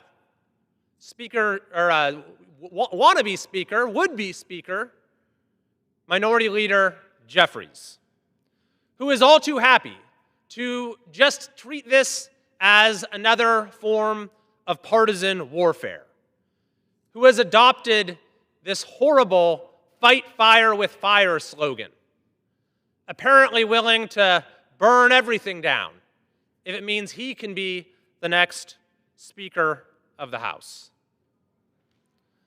What our leadership seems to have forgotten is that the House is a co-equal, independent branch of our government. And there's supposed to be tensions between the branches. That's the design of our system. Even if the leaders of the other branches are carbon copies of yourself, there should, from time to time, be some tension because of the difference in perspectives and institutional roles and responsibility. And when the system works well, that can be a constructive tension that is resolved in a way that carries out our shared vision for the country and is in everyone's interest. But that requires real leadership. And right now, that leadership is sorely lacking. I believe that gerrymandering, wherever it occurs, is a plague on our democracy. Whichever party does it, and both parties have been amply guilty. That's why I've proposed House Resolution 4889 that will bring this redistricting war to an end by preserving the district maps that were used in our last election until the next census, when redistricting is supposed to be done. But ultimately, by the time of the next census, we need to come up to a solution to eradicate this plague of gerrymandering from our democracy. That's why I've called on the Speaker to set up a bipartisan commission to end gerrymandering in this country once and for all. And by the way, I think that should go hand in hand with a requirement for voter ID in elections across the country so that we can finally have fair elections in the United States. The reality is that Americans of all party affiliations are tired of the political division that only seems to get worse and worse every single year. And look, you can ask the folks I represent in California. I will fight harder than anyone for the policies that I think are best for my district and state and for the country. And I fought harder than anyone against the corruption of the ruling class in Sacramento. And often my critique is that that corruption undermines the foundations that we ought to share when it comes to politics in this country. But we truly need to find common ground at the very least when it comes to the basic parameters of our politics. That is what is so pernicious about this redistricting war. We're supposed to disagree about policy, about our visions for the country, vigorously. That's what the political process is about. That's what democracy is about. But we need to have some shared foundation upon which those differences can be debated. And when you have this rolling redistricting, this redistricting war that we're seeing right now, it erodes that foundation, and it makes it much more difficult for us to actually govern in the interests of the country and to fulfill the promise of representative government. So I am hopeful that the legislation I've offered can be a first step in saying we need to find more common ground. We need to get back to the issues that actually matter to the American people.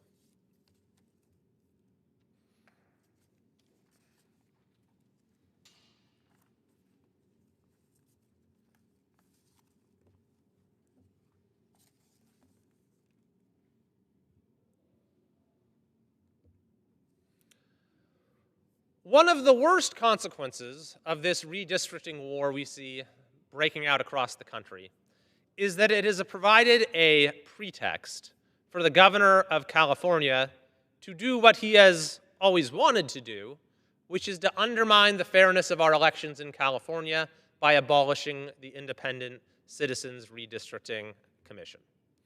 Now, the governor and his enablers insist they're only doing this because of what's happening in other states. However, the Redistricting Commission itself was opposed by Nancy Pelosi, for example, who led the opposition to its creation and was opposed by the California Democratic Party.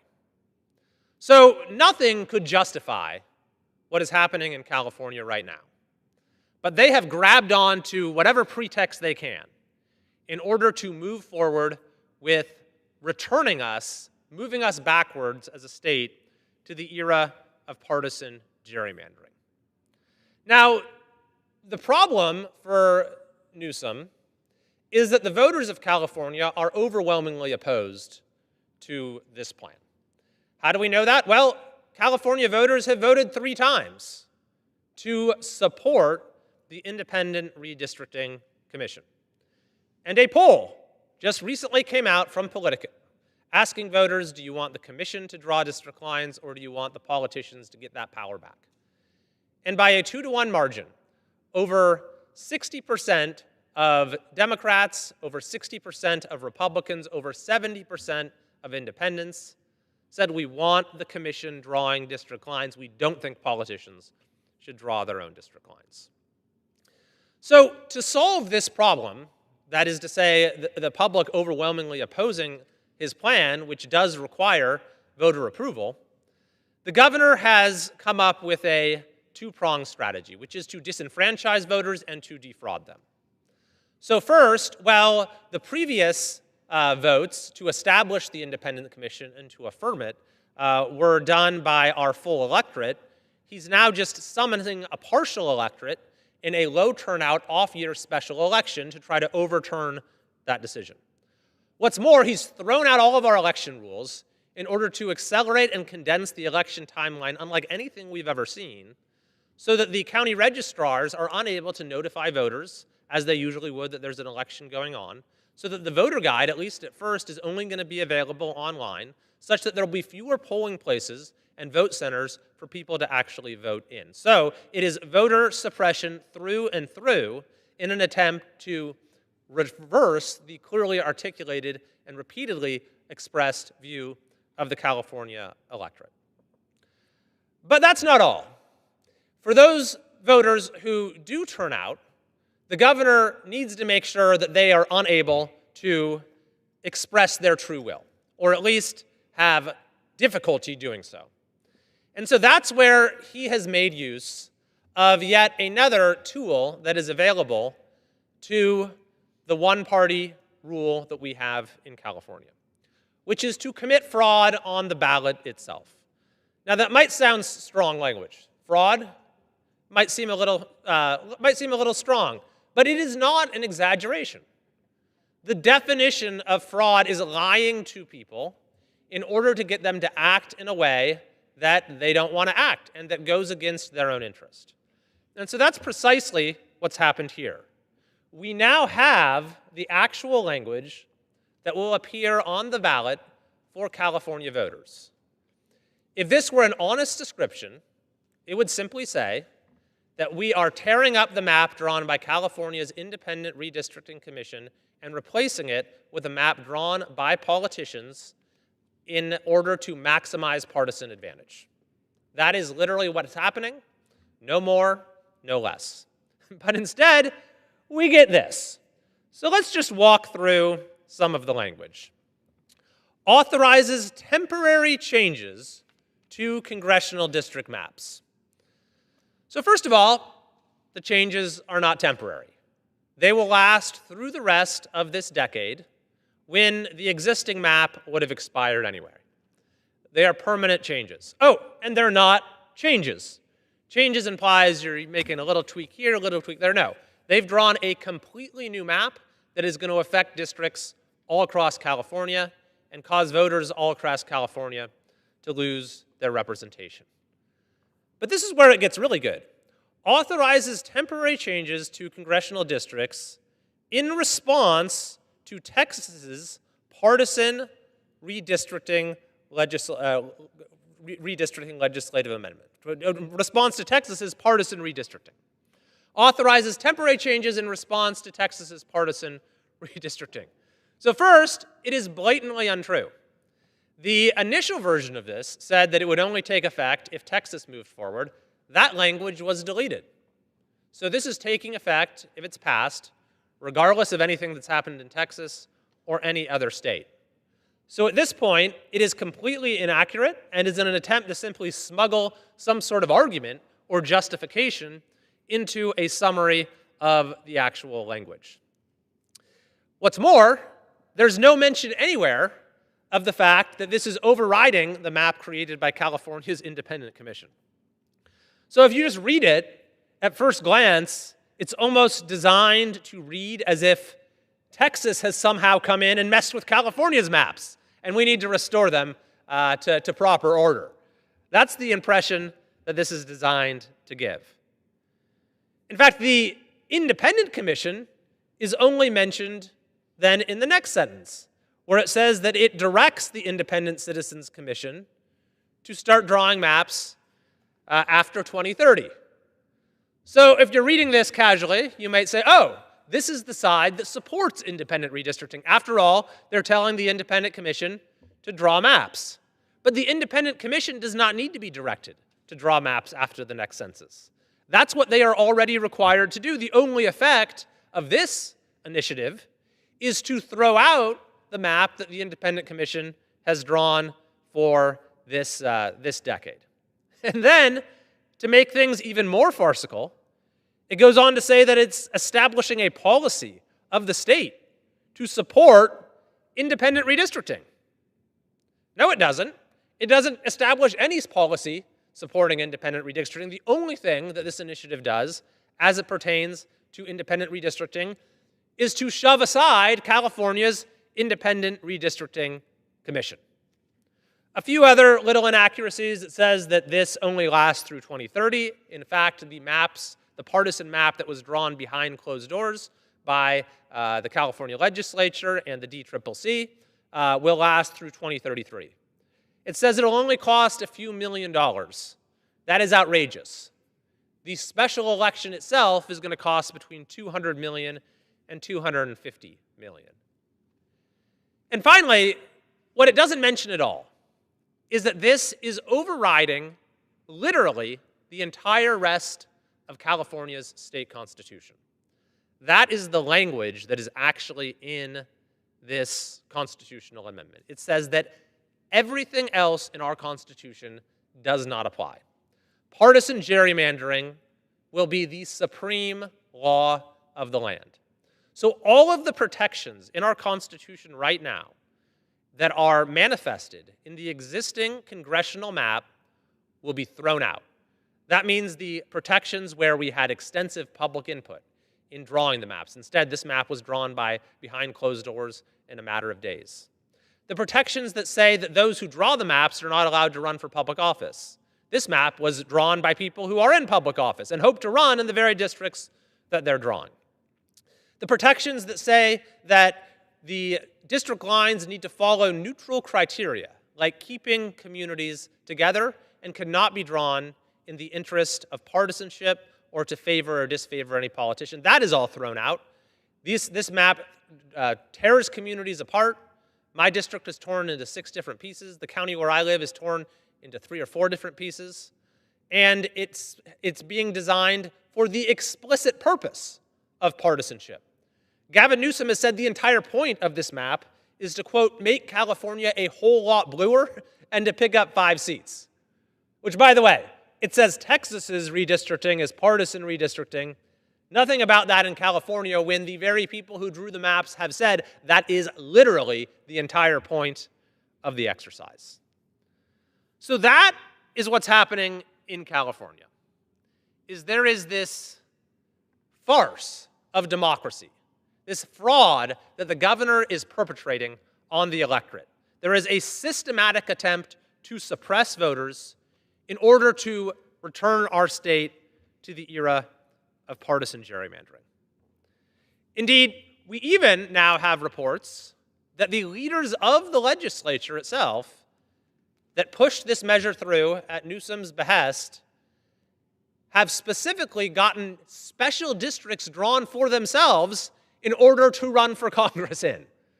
This is precisely why voters have said we do not want politicians drawing district lines, because they do so in the interests of themselves rather than the interests of the people that they're supposed to serve. And that is the ultimate evil of gerrymandering, is that it shifts power from the people to the politicians. That's why it undermines democracy and proper representation. And why is this happening, by the way? Well, it's really about one thing. The governor of California is desperate for some issue to run for president on. He has been trying throughout his tenure as our governor to find something, anything, to get himself national attention.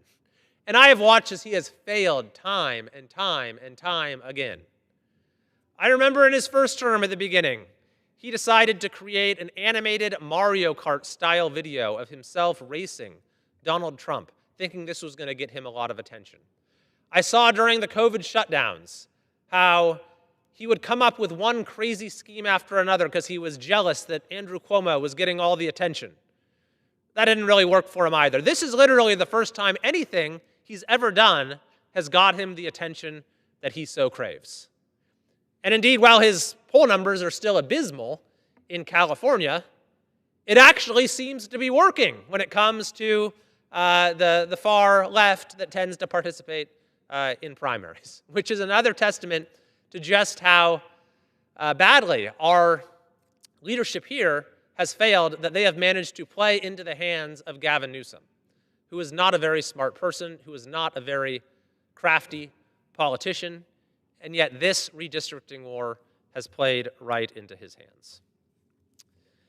Now, despite all of this, I do believe that we can defeat Newsom's effort to defraud and disenfranchise California voters. And the reason I believe that is because we just did so last year. What happened with Prop 36, which is the initiative to make crime illegal again in California, is a perfect case study in how the governor of California has tried to undermine democracy in order to get his way. But with respect to Prop 36, he failed miserably. Indeed, in an attempt to stop this initiative, which he led the opposition to, he came up with 3 different schemes to undermine the will of California voters. The initiative, Prop 36, gathered something like 1 million signatures and so qualified for the ballot an initiative to restore basic consequences for criminal activity like retail theft and to get treatment for folks who have repeated drug offenses. the governor opposed this effort to make crime illegal again in California. So his first attempt to get this voter-qualified citizen initiative, the first attempt to undermine it, was what was called a poison pill. The scheme went like this. Newsom had the legislature pass a number of supposedly pro-public safety bills. Now, they didn't really do much, but they were supposedly part of a public safety package. But then he inserted into those bills a poison pill that said, and this is completely novel, of what I understand in the history of legislative government in this country. He inserted a poison pill saying that if California voters were so bold as to go out and vote for Prop 36, our initiative, then all of these other bills would automatically be reversed as a punishment, if you will. So I'll say that again. The bills themselves said that if voters go out and approve this initiative to make crime illegal again in California, then all of these other supposedly pro-public safety bills will automatically be repealed as a consequence. So what was the point of this? Well, you might say, was it to punish the voters? Maybe, but the real point was fraud. What the governor hoped to do was to get these measures passed, and then what he could say on the ballot, remember how he completely committed fraud, he's committing fraud on the ballot for the redistricting sham. What he wanted to do for the ballot on Prop 36 was to say, oh, this is a measure that will repeal all of these other pro-public safety bills, so that he could trick people into thinking it was actually an anti-public safety measure, when the whole point was to promote public safety. Now, that didn't work for various reasons. Even this proved too corrupt for the California legislature. So Newsom moved on to his next plan, which was known as the Imposter Initiative. So he came up at the last second with his own very much weaker, supposedly pro-public safety initiative to put on the ballot alongside Prop 36. And so the goal was to confuse voters and to get them to prefer his initiative. And indeed, he even changed the rules for how propositions are numbered in order to put his first. Now, you might say, well, that's not too much of a problem. Voters will just pass both. But he thought of that. He actually wrote into his initiative language saying that if it got more votes than our initiative, Prop 36, then Prop 36 would not take effect even if it got more than 50% of the vote. So the literal effect of his initiative would have been to overturn the results of a democratic election.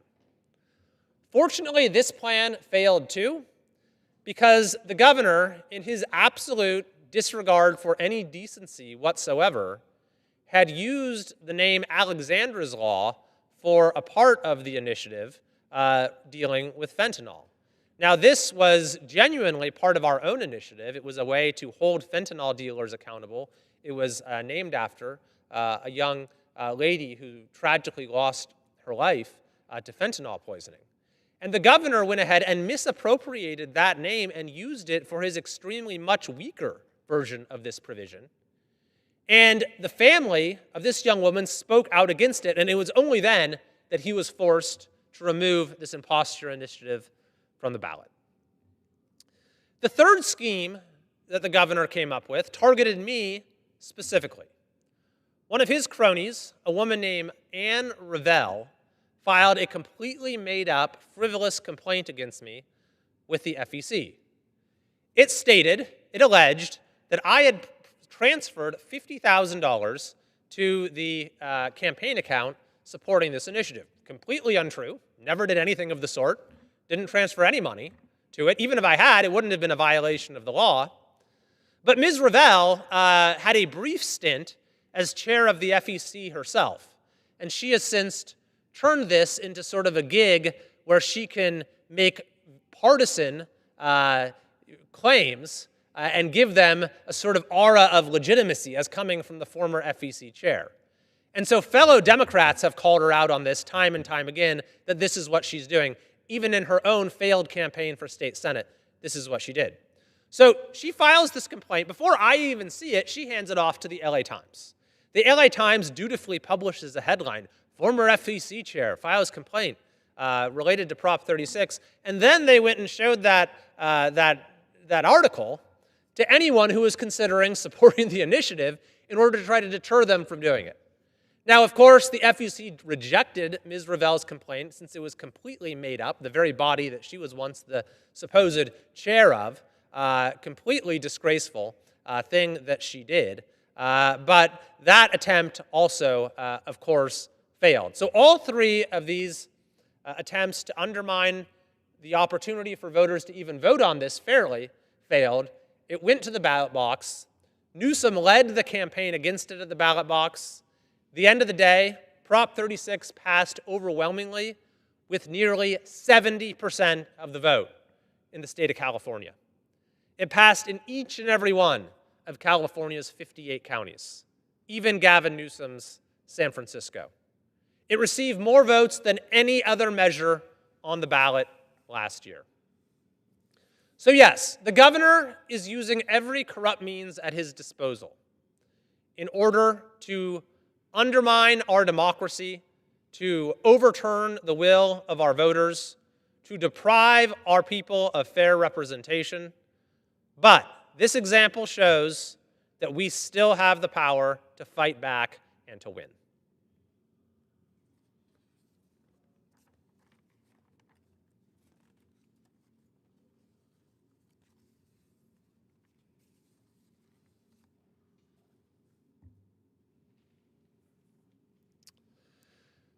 Mr. Speaker, the governor of California is outraged at the prospect that National Guard troops might be used in cities like San Francisco in order to protect public safety.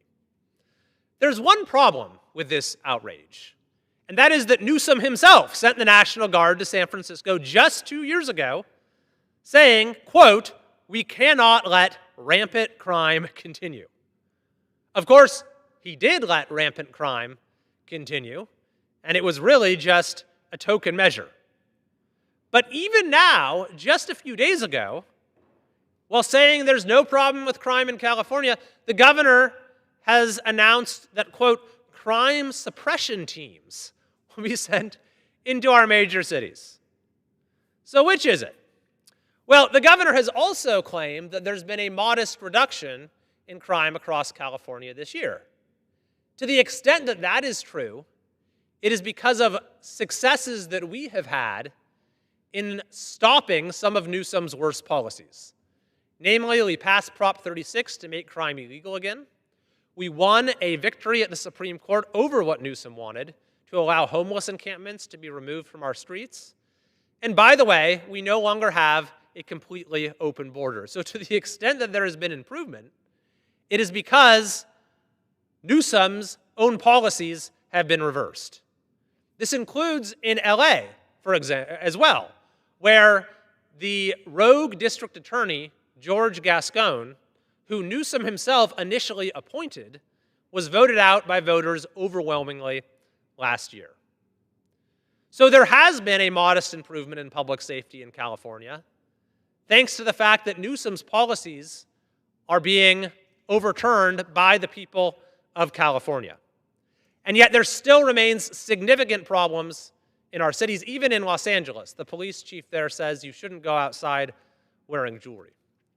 But what's even more outrageous is that Newsom, after opposing Prop 36 to make crime illegal again in every way that he can, is refusing now to properly fund the initiative. Now, it needs funding for various reasons, one of the most important of which is to get help to people who have drug issues and need treatment. That was a big part of the initiative, is that people who have repeat arrests for abusing drugs can be offered treatment as an alternative to incarceration. The governor is refusing to fund the treatment programs that are needed, is all too willing to continue to let people wither away on our streets and die from overdoses because he is not properly funding this. The mayor of San Jose, who is a Democrat, has said that the governor's refusal to fund Prop 36 is, quote, a joke, This is coming from a fellow Democrat mayor in California. Newsom's refusal to fund the initiative that Californians passed is a joke. He doesn't have the money for it, I guess, even though he does have $200 to $250 million to call an off-year special election in order to return us to the era of partisan gerrymandering. I am calling on the governor and the leaders of the California legislature to properly fund Prop 36. If we do that, then we will continue to see not just modest, but significant improvements in public safety and the quality of life throughout California.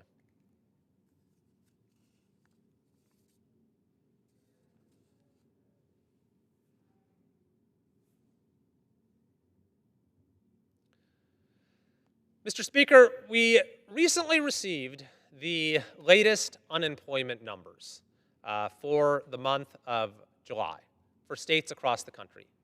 And there was only one state alone, that saw an increase in unemployment: California. And even before this, California already had the highest unemployment rate in the country. #1 out of 50 states. This is not what you want to be leading the nation in.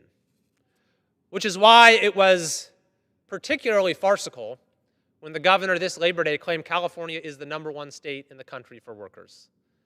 Absolutely false. California has the #1 unemployment, the #1 poverty. We've been among the worst states in the country when it comes to increase in the wages of workers. And we're, of course, by far the worst when it comes to restricting job opportunities for workers through AB 5, a law so bad that no other state has adopted anything like it. Unfortunately, Californians continue to pay the price for the failed, corrupt policies that have led to these outcomes, for the policies that restrict opportunity while raising the cost of living in California. If we really wanted to solve the problems in our state in a way that would benefit the people of California, then the governor wouldn't be calling a sham special election. He wouldn't be focusing all of his time on appearing on podcasts and writing all caps tweets designed to mimic the president. He would instead be focusing on the quality of life challenges faced by the people of California that, unfortunately, are causing more and more people to leave our state. Not only are we #1 in unemployment and homelessness and wage stagnation, we're also #1 in poverty and in illiteracy and in the achievement gaps at our schools. We're among the very worst. #1 in gas prices, #1 or near it in the cost of electricity and the cost of water. These things don't happen just randomly or by accident. They are the result of failed policy choices.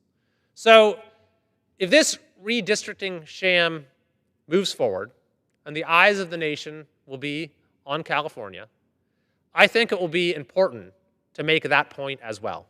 That while our politicians are playing political games, our citizens continue to pay the price for their failed policies.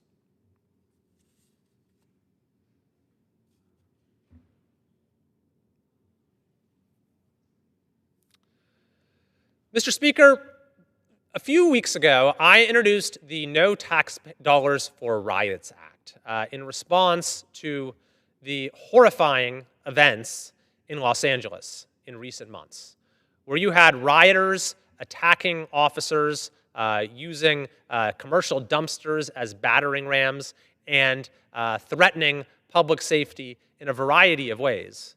And what we learned is that this violence was fueled and organized by a so-called nonprofit called Churla that actually was blasting out on a signal chat the real-time locations of ICE officers so that the rioters could then go find them, obstruct their activities, and in some cases attack them with rocks and Molotov cocktails and other weapons. What makes this all the worse is that this group, Churla, is essentially a subsidiary of the state of California and received some $32 million in funding from the state of California just in 1 year, as well as receiving federal funding and receiving generous subsidies from the city of Los Angeles. I introduced the No Tax Dollars for Riots Act to assure that this does not happen again. And as if to underscore the need for this legislation, this same group, Sherla, that helped organize the LA riots, has now announced that they will be leading the grassroots organizing for Gavin Newsom's redistricting sham. The same group that has benefited so generously from his largesse, that has received funding from California taxpayers in order to help organize and instigate the actions of rioters, is now leading the grassroots organizing for this attempt to overturn the will of California voters. It is all the more reason why this type of funding should not be allowed. So I am calling for the prompt passage of my bill, the No Tax Dollars for Riots Act.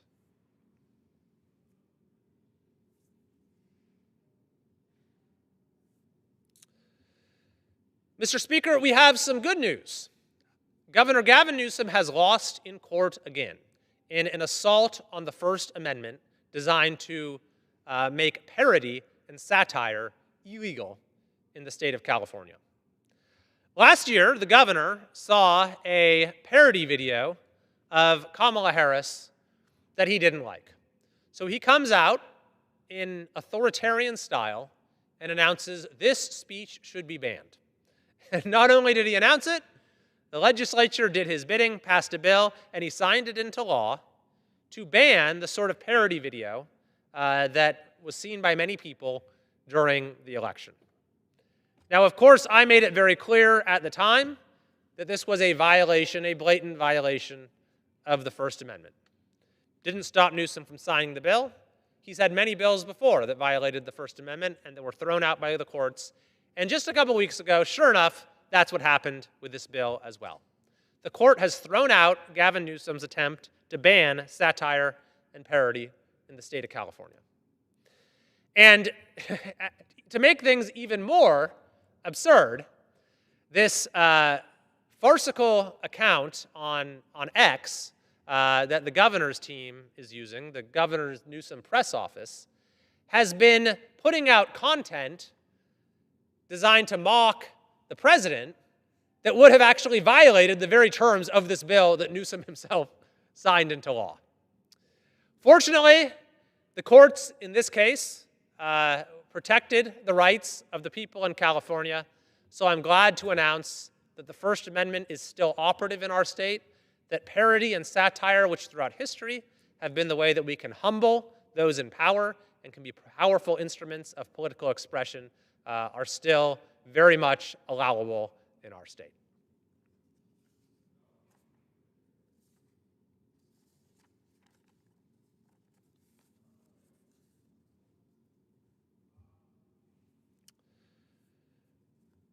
Mr. Speaker, today I'm announcing that I will be co-authoring H.R. 5106, the Restore Trust in Congress Act, which is designed to end insider trading by members of Congress.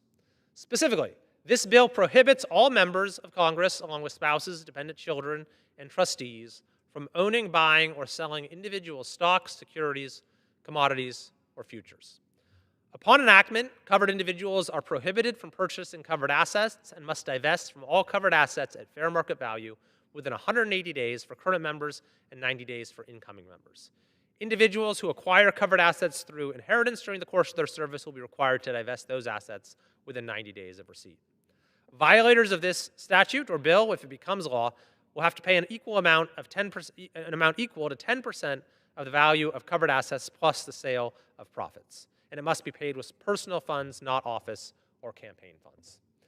This is a common sense measure that the overwhelming majority of Americans support. The notion that someone should be able to profit from their government service, or even the appearance of that, undermines trust in government, which is so essential to the representative form of democracy that we have here in the United States. So I am hopeful that this legislation will be brought to the floor by House leadership expeditiously, and we can get it passed and signed into law in a bipartisan way in order to help restore trust in Congress, as the name suggests.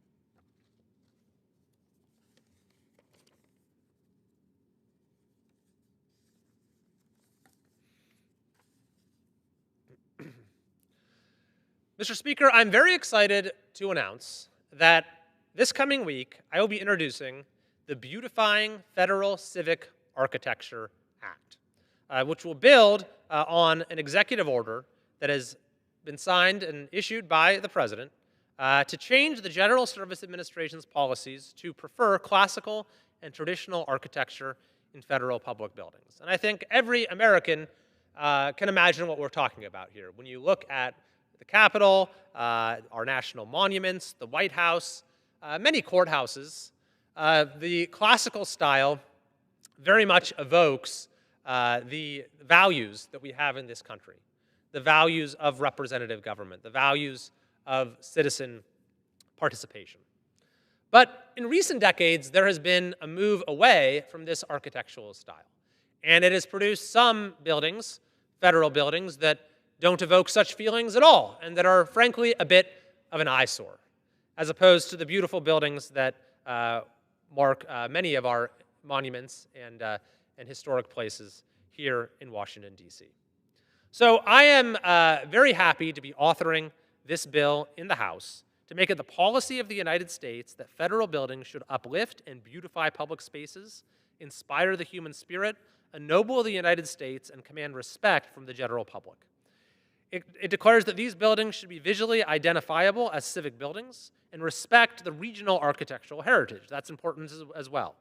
And while the policy gives preference towards traditional and classical architecture, other styles are permissible if they clearly convey the dignity, enterprise, vigor, and stability of America's system of self-government. Of course, the bill also makes it the policy that federal buildings should be selected with substantial input from local communities. So I have long argued that we need in many ways to return to the classical understanding of representative government, of self-government, that was the vision of our founders, and to find ways in order to revive that spirit. And the look of a building is a small way, but I think that it is a reform that going hand in hand with other ways to enable greater participation, and such as restoring proper civics in our schools, and many other related measures can be an important part of restoring that spirit, that civic spirit that guided our nation's founding. So I look forward to introducing this bill. I look forward to it receiving hopefully bipartisan support in the House and being signed into law in order to complement the President's executive order and make this the policy of our country going forward.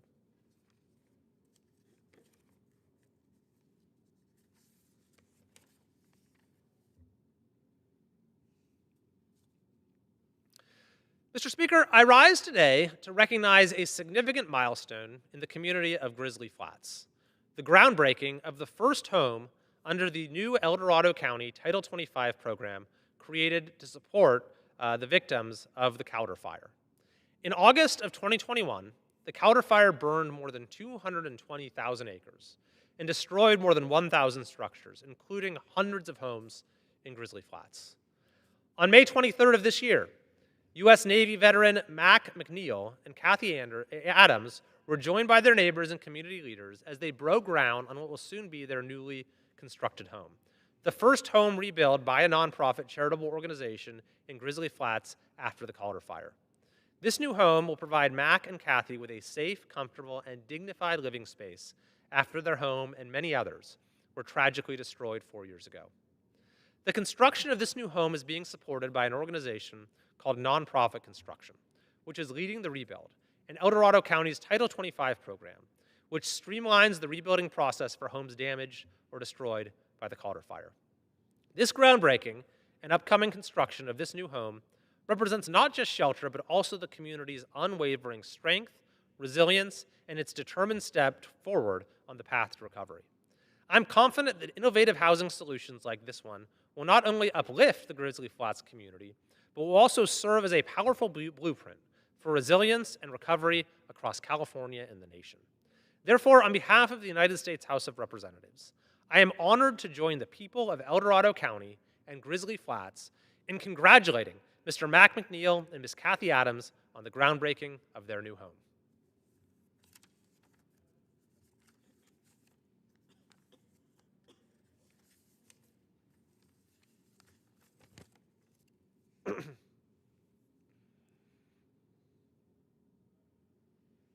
Mr. Speaker, I wish to congratulate J.B. Harris Chevalier and the entire team at EcoClean Solutions for reaching a record-breaking milestone. 1 million square feet of Lake Tahoe shoreline cleaned up by the team's bench cleaning robot, Bebot. So congratulations to J.B. Harris and J.T. Chevalier for this amazing accomplishment. J.B. and J.T., two longtime friends from Las Vegas, were drawn to the to the Sierra Nevada by the beauty and lifestyle of the mountains. As their connection to the area and the great outdoors deepened, JB and JT witnessed the toll of increased tourism on their natural surroundings. With the motivation given back to the home that had given them so much, EcoClean was created to respond to the need for environmental responsibility and sustainability. With the annual number of visitors to Lake Tahoe growing to 15 million people, Tahoe's beaches experienced a surge in waste, particularly during peak travel seasons. JB and JT recognized the problem and set out to find innovative and low-impact solutions to this growing concern. In their search, the team discovered Bebot, the first battery and solar-powered beach cleaning robot on the West Coast. Through funding provided by the North Tahoe Community Alliance, the team was able to successfully deploy Bebot to the shores of Lake Tahoe, maximizing beach cleanup efforts through advanced technology and in partnership with local volunteers. Through this innovative solution, EcoClean and their beach cleaning Bebot have cleaned 1 million square miles of Lake Tahoe shoreline, picking up more than 30,000 pieces of litter in 2024 alone. They also partner and collaborate with several local organizations, one of which includes the Desert Research Institute, which analyzes the litter taken from the lake to better understand pollutants and proactively address their source. It is an honor to represent exemplary organizations like EcoClean Solutions in the United States House of Representatives. This organization exemplifies how American innovation can serve as a solution to the issues that are facing our communities and the nation at large. Therefore, on behalf of the United States House of Representatives, I am honored to recognize JB, JT, and EcoClean Solutions for reaching this significant milestone and for their ongoing dedication to protecting the beauty of Lake Tahoe's shorelines for generations to come.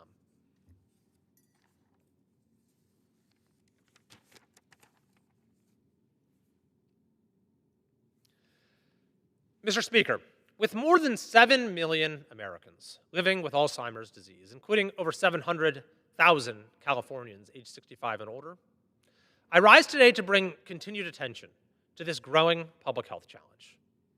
Alzheimer's, the most common form of dementia, impairs memory, thinking, and behavior, with symptoms that eventually interfere with daily life. The effects of this disease are not limited to the individuals diagnosed, but of course extend to their families, friends, caregivers, and communities. While there is no known cure, research and treatment are advancing in very promising ways. That's why I was proud to co-sponsor H.R. 7218, the BOLD Act, last year, which supports programs advancing research and resources related to Alzheimer's disease and other dementias. I've seen the impact of this disease firsthand, through people I know personally and through my work with the Alzheimer's Association, Northern California and Northern Nevada chapter. I have met with dedicated volunteers, heard their moving stories, and supported community events to help raise awareness. Their advocacy and compassion make a profound difference, bringing hope to millions. Recently, the Alzheimer's Association visited Washington, D.C. and our U.S. Capitol. I'd like to extend my sincere thanks to the volunteers and constituents from my district in particular, who traveled here to share their stories and to fight for progress. On behalf of the United States House of Representatives, I commend their tireless efforts to supporting those affected by Alzheimer's and other dementias, and to fighting this devastating illness. I yield back. The gentleman yields back.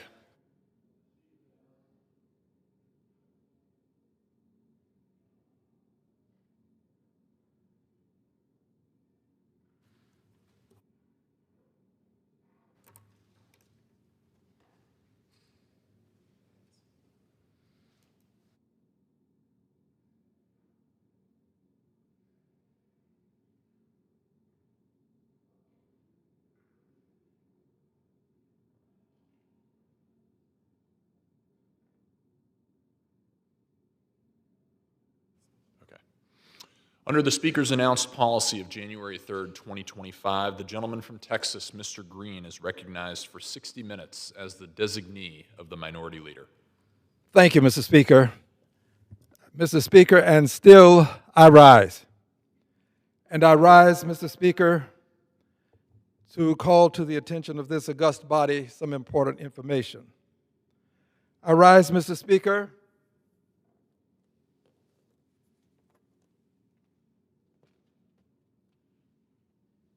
as the only member of Congress ever to be evicted during a joint session of Congress. I have been censured, Mr. Speaker, but I have not been silenced. So and still I rise today to call to our attention some history associated with the Voting Rights Act and to bring to our attention how this Voting Rights Act has had a positive impact on our nation, on this Congress, and I would say indirectly on the entire planet Earth. Very important aspect of this Voting Rights Act is Section 2. Section 2. Section 2 had its genesis, as is the case with the Voting Rights Act of 1965, with Bloody Sunday. Bloody Sunday occurred in March of 1965 at the Edmund Pettus Bridge. One of our members, John Lewis, was there. In fact, he was a leader of this march on Bloody Sunday. And as such, he informed us, I talked to him on more than one occasion about it, how they started the march at a church and how they approached the Edmund Pettus Bridge, and how on approach to the Edmund Pettus Bridge they could see the bridge itself, and as they got more along the way, they could see that there were persons waiting for them. These persons were on horseback, some of them. Others were not, but they were armed. And these persons had intentions that were less than honorable. They knew that the intentionality was less than honorable, yet they marched on, forward, knowing that this could become an unpleasant scene, that persons could be harmed. But they had been trained and they had been lectured by Dr. King, who taught them how to engage in nonviolent, peaceful protest, and how it is necessary to, when engaging in this protest, not engage in acts of violence, because in so doing, you can harm the actual protest movement itself. They were there, unarmed, marching peacefully from Selma to Montgomery, and after having been told by the officers that they must turn back, and they peacefully marched on, they were then beaten. Clubs, men on horseback, they were beaten all the way back to the church where they started. The Honorable John Lewis reminded me that he thought he was going to die on that bridge, beaten all the way back to the church where they started. Now, this is what's important about Bloody Sunday, aside from many other things. There are many things important, but this is important. Bloody Sunday was a date that had some other circumstances that we don't often talk about. So I'm just going to read something that will help us better understand why Bloody Sunday and this time in our history is so horrific, and it gave a president an opportunity to do something that but for Bloody Sunday he could not have done. This is what I'd like to read. 4 deaths are directly attributed to the events of Selma to Montgomery marches. Jimmy Lee Jackson, who was shot by a state trooper in February 1965 before the main march. James Reeb, a white minister, beaten in March 1965 after Bloody Sunday. Viola Liuzzo, a white civil rights activist, shot and killed in March 1965, and Jonathan Daniels, another white activist, shot and killed in July 1965 during a later demonstration related to the marches. All of these things happened around Bloody Sunday. But Bloody Sunday afforded President Lyndon Johnson the opportunity to sign into law the Voting Rights Act of 1965.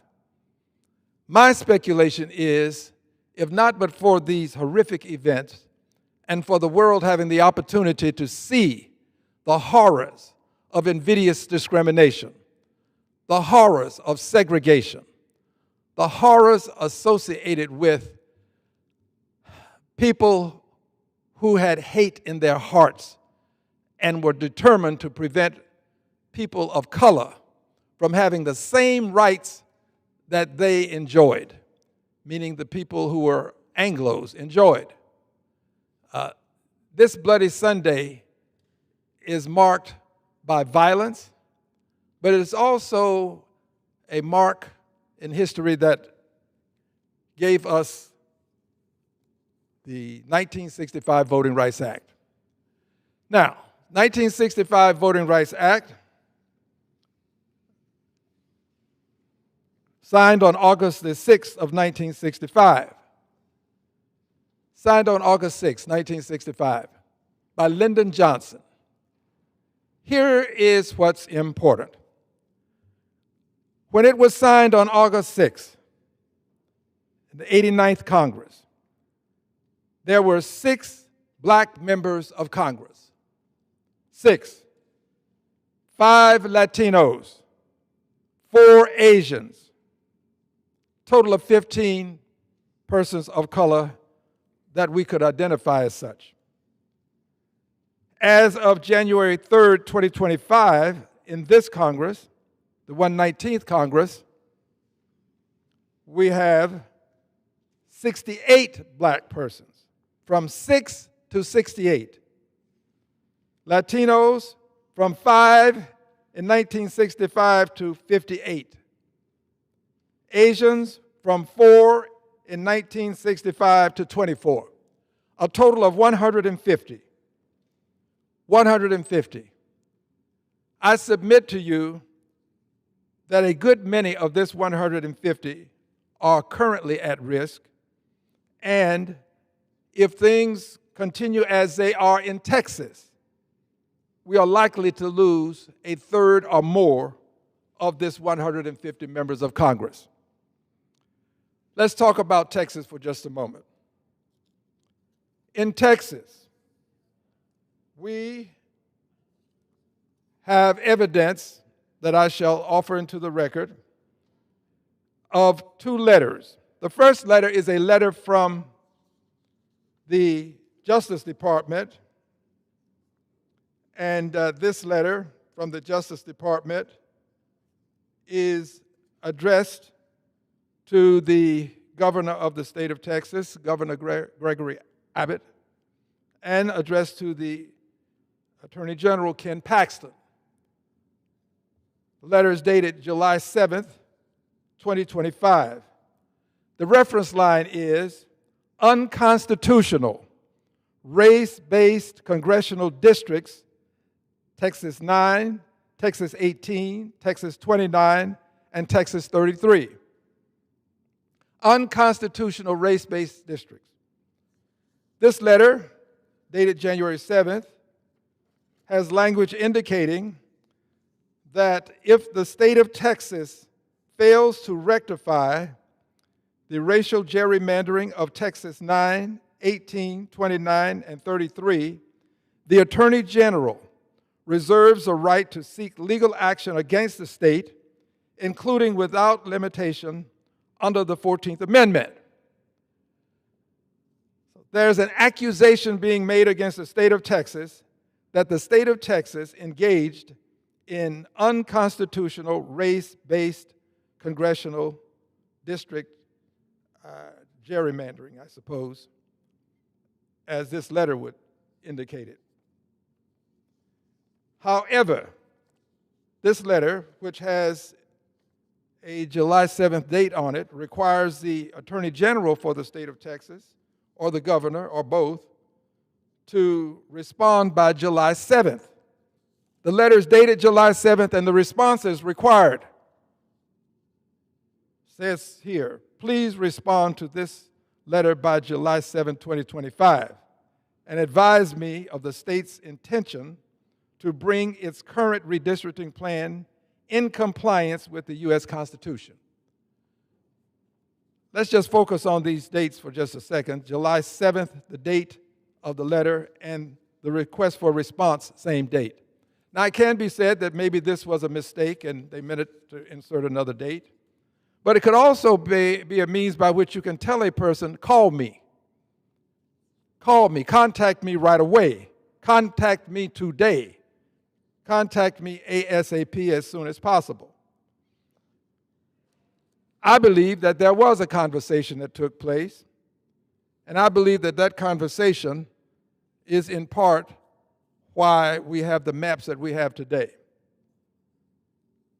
The Attorney General for the state of Texas responded to the Justice Department. And here is the Attorney General's letter. I shall offer it into evidence, into the record. And it is addressed to the Justice Department, U.S. Justice Department Civil Rights Division. There is a part of this letter that addresses the allegation that Texas engaged in race-based gerrymandering. And the Attorney General has in bold print, the only bold print on the pages, there are 2 pages, these words: the Texas legislature did not pass race-based electoral districts for any of some 3 maps that are discussed in the letter, which includes the maps that are addressed by the Justice Department. By the way, the President having made the request that this be done. So the Attorney General for the state of Texas says, no, no, no, no. We don't do business like that.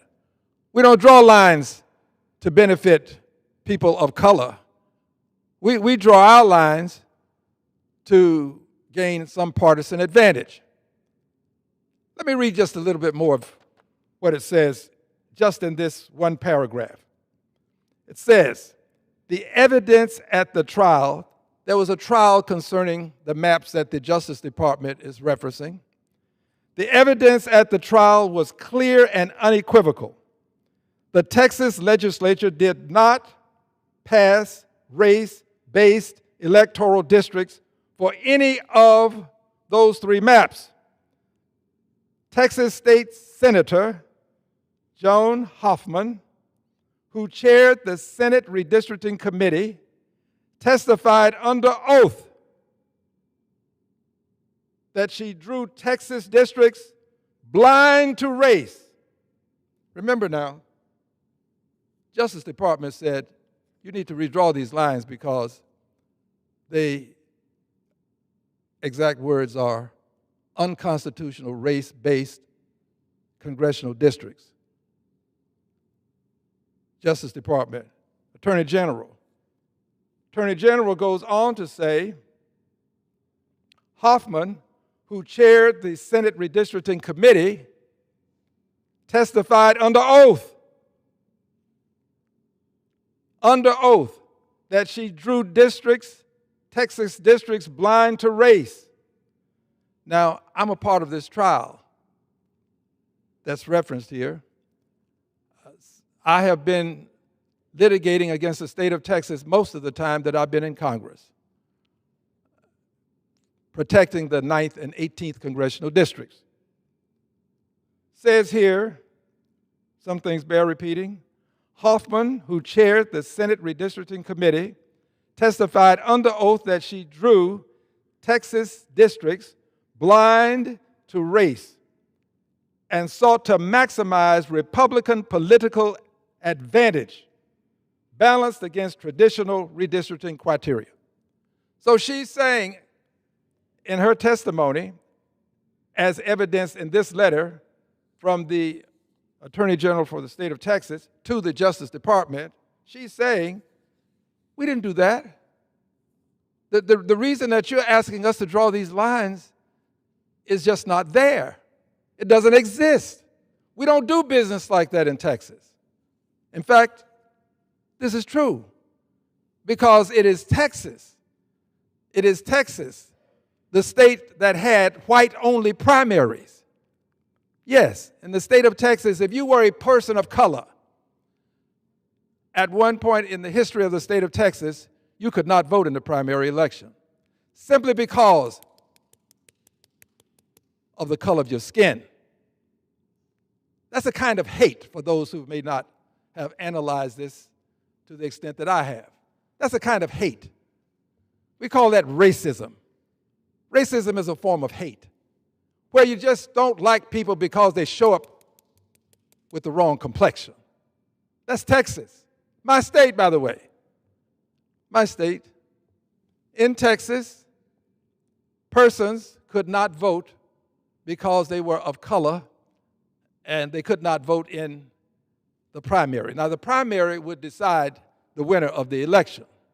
So if you couldn't vote in the primary, you didn't have a choice as to who would ultimately be the victor and become your representative. And this case went all the way to the Supreme Court as it relates to Texas.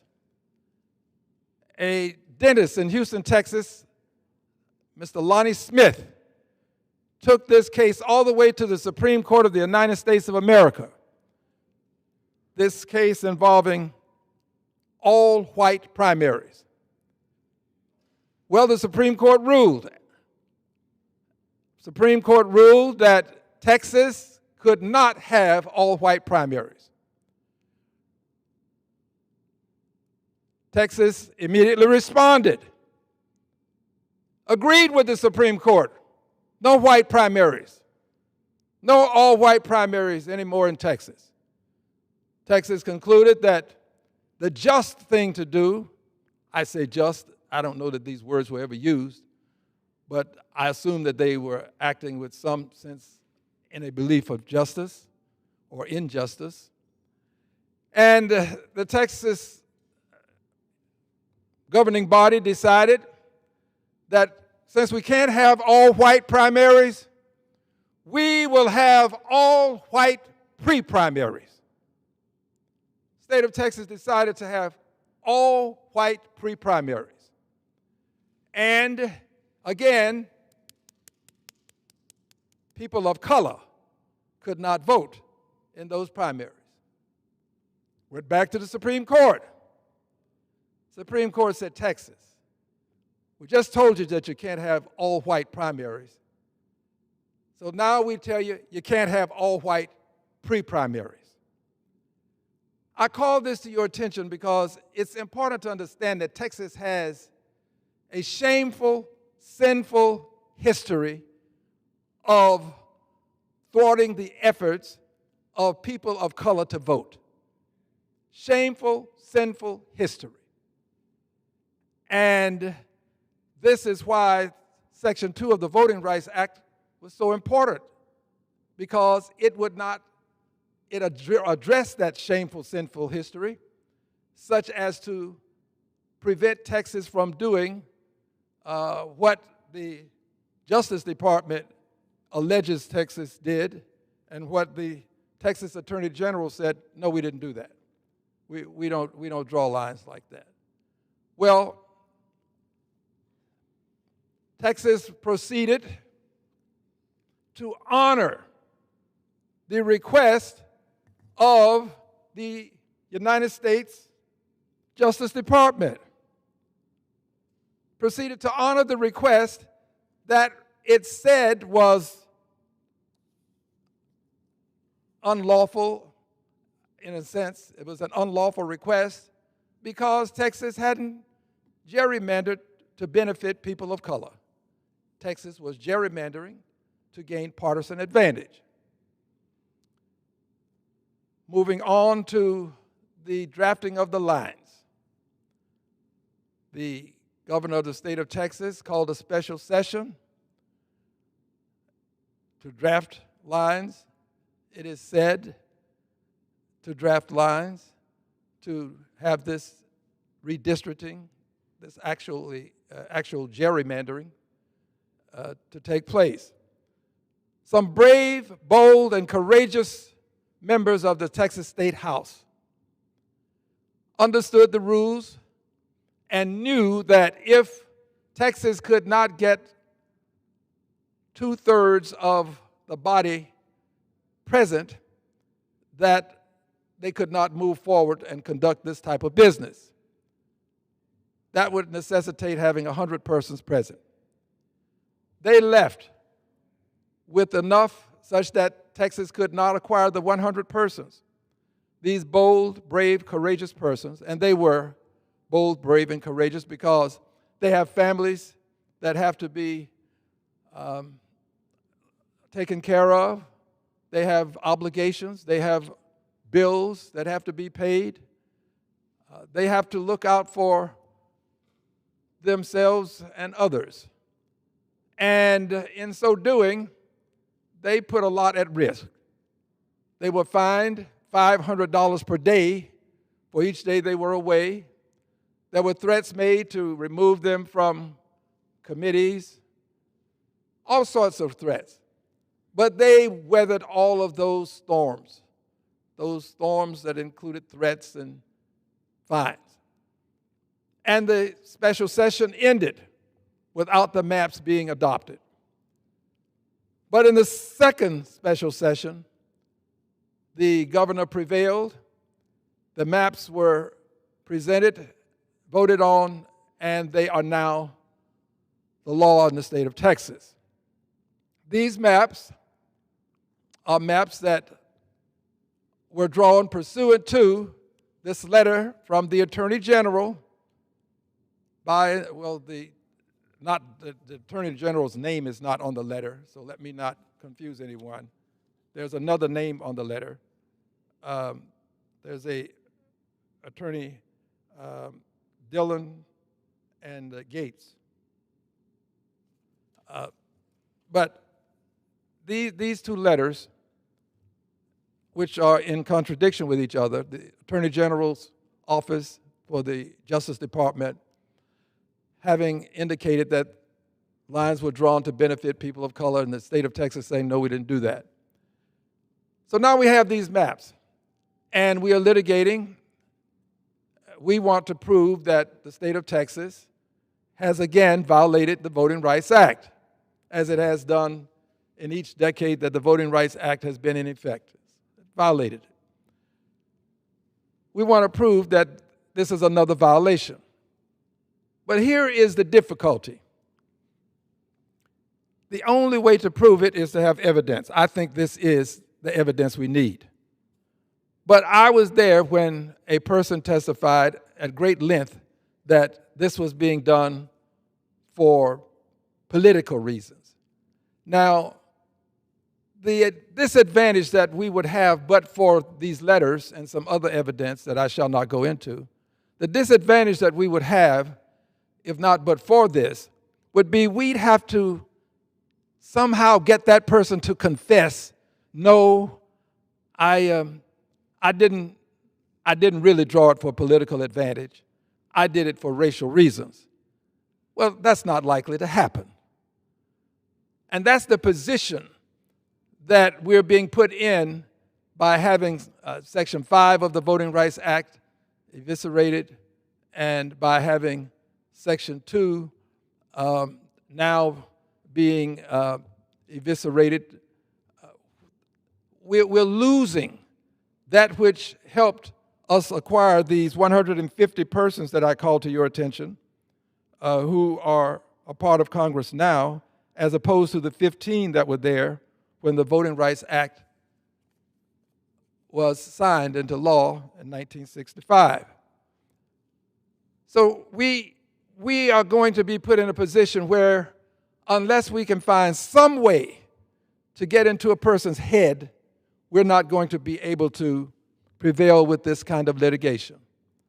This Supreme Court has done this country a disservice with these latest rulings. This Supreme Court is well aware, these persons are all aware of the history. They know that this Voting Rights Act of 1965, while it was signed with the ink of a pen in the hand of President Johnson, it was written with the blood of people at the Edmund Pettus Bridge, the blood of people who died in the days before and after. It was written in blood. Yet they would overlook that part of the history.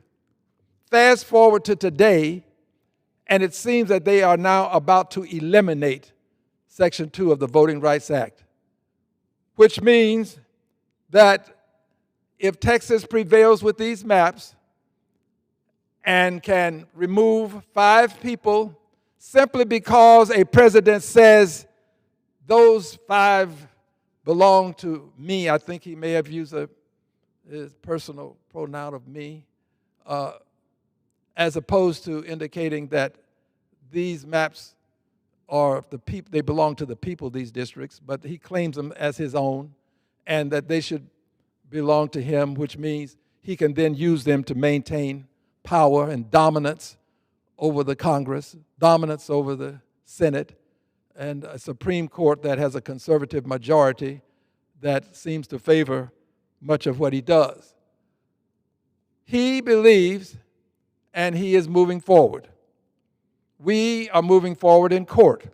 Now, one would say this can be resolved, and as a result of it being resolved, if you're right, Congressman Green, and you have this proof that you presented, perhaps you would prevail with some sort of injunctive relief that would keep these maps from going into effect. Remember, I'm the guy who's been litigating against the state of Texas most of the time that I've been in Congress. That's an estimate. Could be a little bit less, but I've been there fighting for the 9th and 18th congressional districts. Well, the courts don't generally do this. They don't provide that injunctive relief. They give deference to the state legislators because they're charged with the responsibility of drawing the maps. So they give them the sort of the benefit of the doubt, as it were. And they go on to allow us to litigate. We've been litigating against the last maps for more than 2 years. El Paso, Texas. Been there to testify. And as such, litigating against it, I can tell you that if things go as they have gone, and I pray that they won't, be another 2 years before we'll get an answer. These lines that have been put in place will remain. And as a result, other states will try to respond as best as they can to maintain some sort of equilibrium. California is responding to what Texas is doing. California did not initiate, California is responding. This would not be occurring in California, this effort to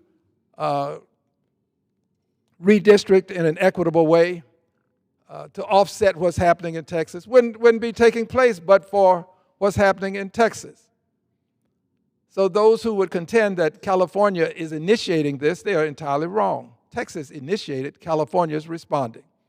Texas is going after 5 seats. If California can produce 5 additional seats on the Democratic side, as opposed to the 5 that are produced on the Republican side, then we are still at equilibrium. We're where we are now. But that's not good enough for the president. The president has his eye on Missouri. On Missouri. There is an African-American seat in Missouri that the president is eyeing, as it were, a president who believes that all of this is just fair for him to maintain power. So they'll go after Missouri. They're likely to try to get something done in another state, perhaps Indiana, and it goes on. So rather than compete and redistrict at the end of a decade, this mid-decade redistricting is a way of cheating rather than competing. You can compete with the lines we have and wait until we get the empirical evidence necessary to redistrict, or you can cheat now and steal congressional seats so that you can maintain power. But you're doing it in a race-based way, which is unconstitutional. Proving it can be difficult. But if you look at the seats that are vulnerable, the seat in Missouri, a person of color. The seats in Texas identified were held by people of color. Seat in Indiana, one of them could conceivably be a person of color. This is racism. Racism is still alive and well. But there's a tragedy associated with racism as it relates to trying to prove it. One I've already called to your attention, getting people to confess. If you commit a racist act, you're not likely to confess that you've done it. Every now and then miracles happen, but not likely. But here's the other side of racism. Currently in this country, when racism rears its ugly head, if you do as I'm doing and you say, that's racism, if you'll stand up and say it and stand up against racism, you become persona non grata. Racism cannot be used and used against racism. What do I mean by that? Let me restate that. You cannot use language that identifies racism to identify it and attack it. You can't. Because when you do, people know that you become persona non grata. You can't say this is racism. So you're left without the defense of identifying racism when you want to assault racism. And we should be able to assault it. We should be able to attack it. You can't do it. Because when you do, the status quo across the media and many persons that can make a difference will reject what you're doing simply because you are saying this is racist. That is the case. It's not like anti-Semitism. There's a big movement to eliminate anti-Semitism in the country. But when it comes to racism, we want to manage racism and eliminate anti-Semitism. We need to eliminate both. Where is the movement, Mr. President, to eliminate the racism in lending in this country? And it does exist. Racism in lending exists in the United States of America. And it can be proven. It can be proven with a methodology known as testing. We can test. We can send people out of different hues to get loans. And we can find, as we have found, that persons of color who are more qualified are less likely to acquire the same interest rate, a good interest rate, I shall say, for our purposes, less likely to get a good interest rate, less likely to get as much money as a person who is Anglo and less qualified. In this country, there is this white privilege that nobody can talk about. Few of us will, but you become persona non grata when you talk about white privilege. It exists in lending.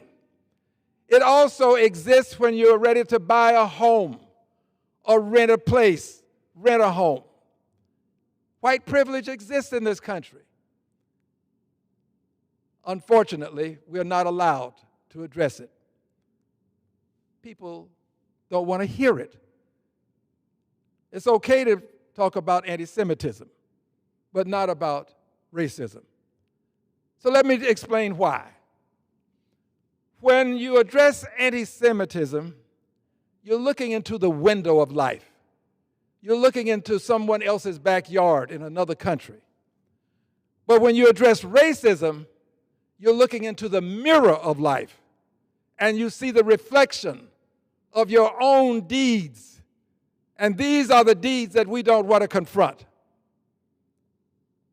These are the deeds that cause people of color to be able to sometimes get loans that are equal to their contemporaries who are white, but a good deal of the time they do not. And those are car loans, they're loans for homes, they're just loans in general. These are statements that can be proven with empirical evidence. I was the chairperson of the Oversight Subcommittee for the Financial Services Full Committee. And we have looked into these things. And I can give an assurance that if we do it again today, let's erase the past. Let's do it again today. Oh, but we can't do it because this House won't allow that. This House will not allow us to acquire the empirical evidence. We can't do that testing with this House. So back to where we were, 1965, Edmund Pettus Bridge. So much changed as a result of the lives that were lost and Bloody Sunday. And so much is changing now to revert back to that time when persons of color had difficulty voting, difficulty winning office, because there is still hate in the hearts of many Americans. They're not going to confess, but the evidence is there when you do the testing, when you look into the loans, the lending, when you look into houses being sold and where they're being sold and to whom they're being sold. The evidence is there. We have a duty, a responsibility, and an obligation in this Congress to talk about these things. But more importantly, we have a responsibility to do something about them. We are not doing very much in this Congress to fight racism. We have done a lot to fight anti-Semitism. By the way, I'm against anti-Semitism. I'm going to fight it. I'm going to stand up against it. I, just like for a good many of those people who insist on fighting anti-Semitism, to be as vocal about fighting racism. I don't see it. I don't see it. So when we have a judiciary that can't seem to control the president because of some theory associated with a unitary presidency, meaning the president has the authority to just fire and hire anybody that he wants. We'll find out whether he can do that with the Fed soon. But when you have that, and then you have a Congress who will do nothing except differ with him until it's time to vote.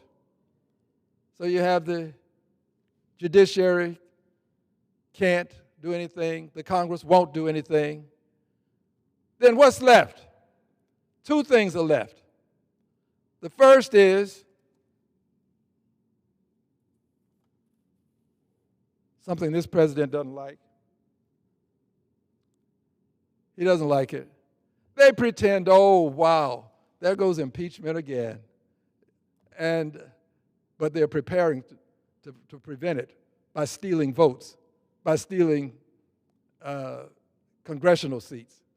That's what's happening in Texas. They really don't want this impeachment again. He's already a twice impeached president, 34 times a felon. They don't want this. But we are still in the countdown to impeachment. This is one of the remedies that we have. It's really probably the only one that we have currently that we can impose upon the Congress for a vote, impeachment. And then the other remedy is one that belongs to this country, has been here since probably before the arrival of the Pilgrims at Plymouth Rock, the farmers coming to Washington, D.C. with their tractors to protest what was happening to their land, Dr. King's famous speech on the Mall where he gave his I Have a Dream message. That's we the people. That's why I wear this necktie. It's my favorite tie. One of my favorites, I should say. We the people. We the people. Protest. Protestation is a part of the fiber and fabric of this nation. When we can't prevail with all else and we have an authoritarian president, then we the people will have the last word. And I was honored to participate in a march just this week. We the people.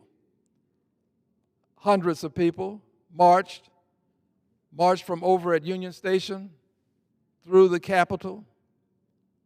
We the people. Nobody was arrested. The building was not assaulted. We the people just engaged in peaceful protest. People were very vocal with their language. Yes, there was profanity that was used by some of the persons. We the people. And that's not unusual at marches, by the way. But it was peaceful. It was nonviolent. A couple of names. Jessica was there, gave an awesome message. We had others there who gave messages as well. But my point is this as it relates to the march. That is a part of the reaction that we the people can have to let the status quo know that we're not happy, we're not satisfied with what's happening. But here's the thing that concerns me about this march and future marches. When they are peaceful and people protest in a nonviolent way, you don't get as much coverage as you do if you do something that breaks the law. Then the entire march is painted as one as being violent because a few people might do something that is contrary to the law. Few people. And then the entire march, they were violently protesting. But when you do it and you got hundreds of people marching, protesting peacefully, very little coverage. Very little coverage. I greatly regret that the status quo media chooses not to allow the marches that are peaceful to receive the same coverage as the marches wherein violence takes place. Some breach of the law takes place.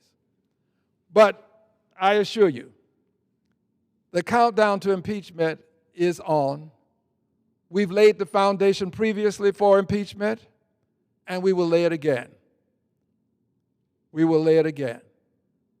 The countdown to impeachment continues. The Edmund Pettus Bridge and Bloody Sunday. I'm in Congress today because of Bloody Sunday. I owe it to the lives that were lost to bring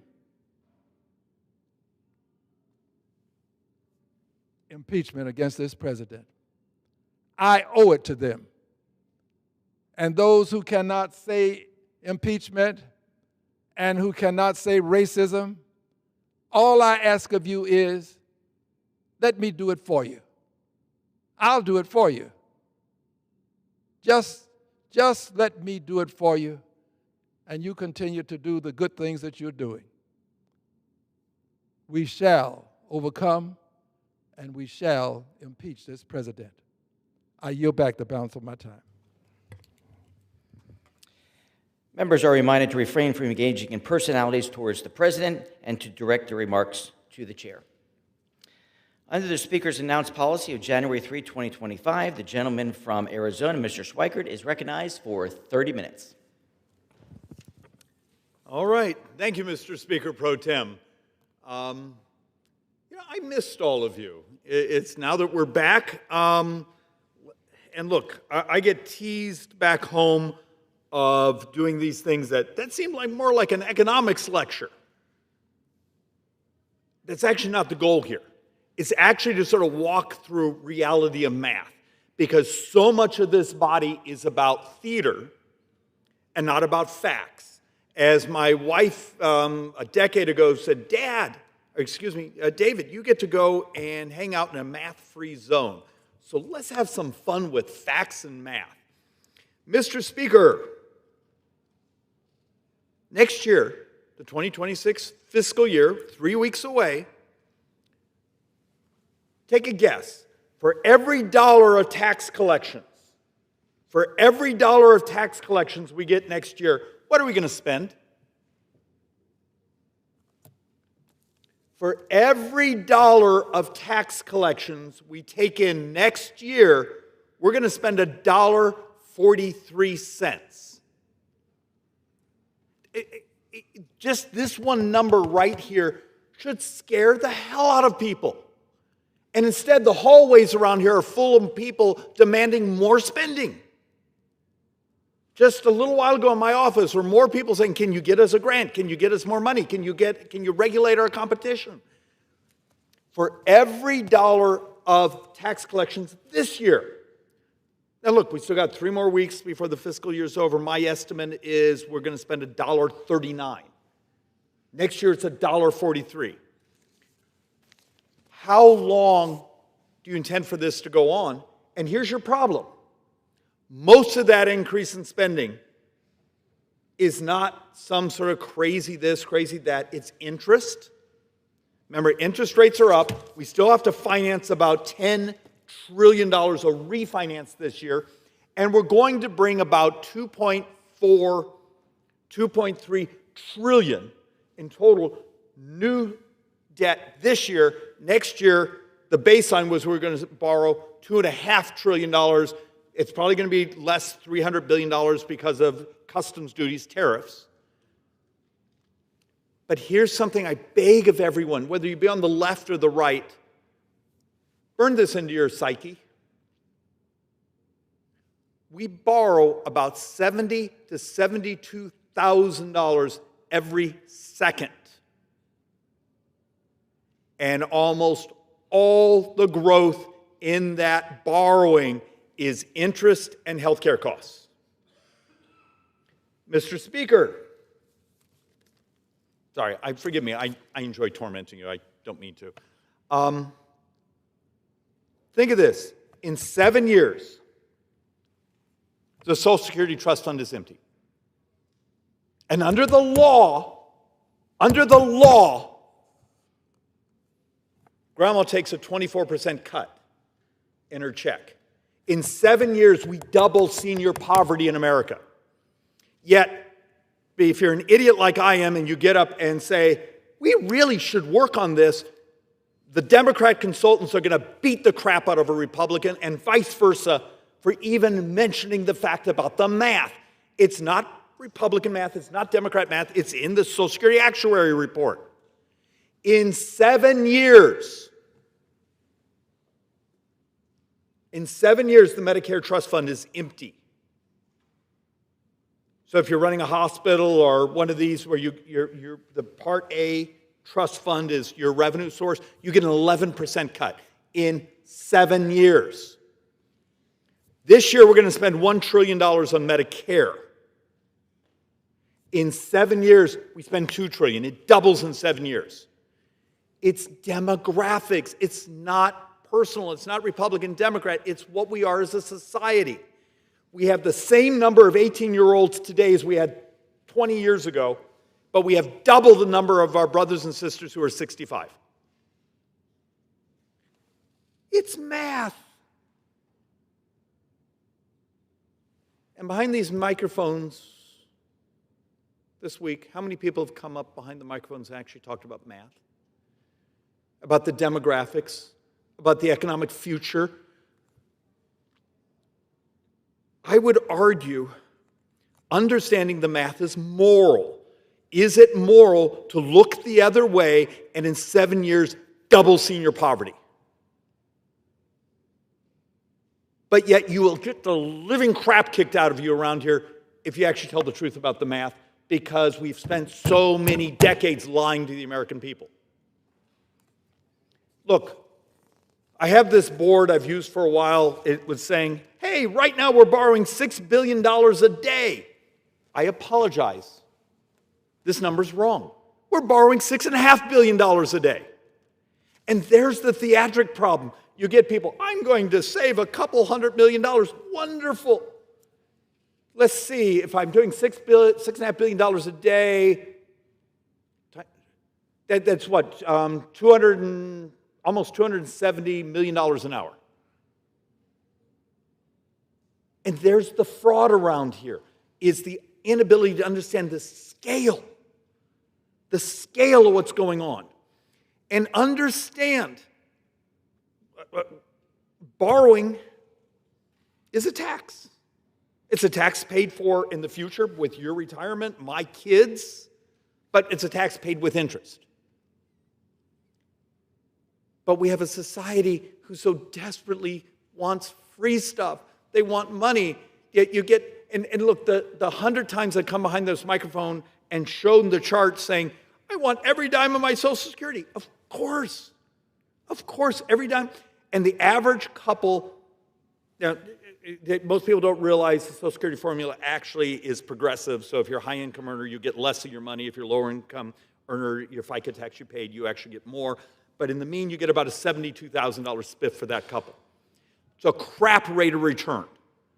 But society, the Democrats, back 20, 25 years ago, decided that the idea of putting a little money into the markets was a horrible idea, except for the fact now we look back 25 years later, it was a wonderful idea.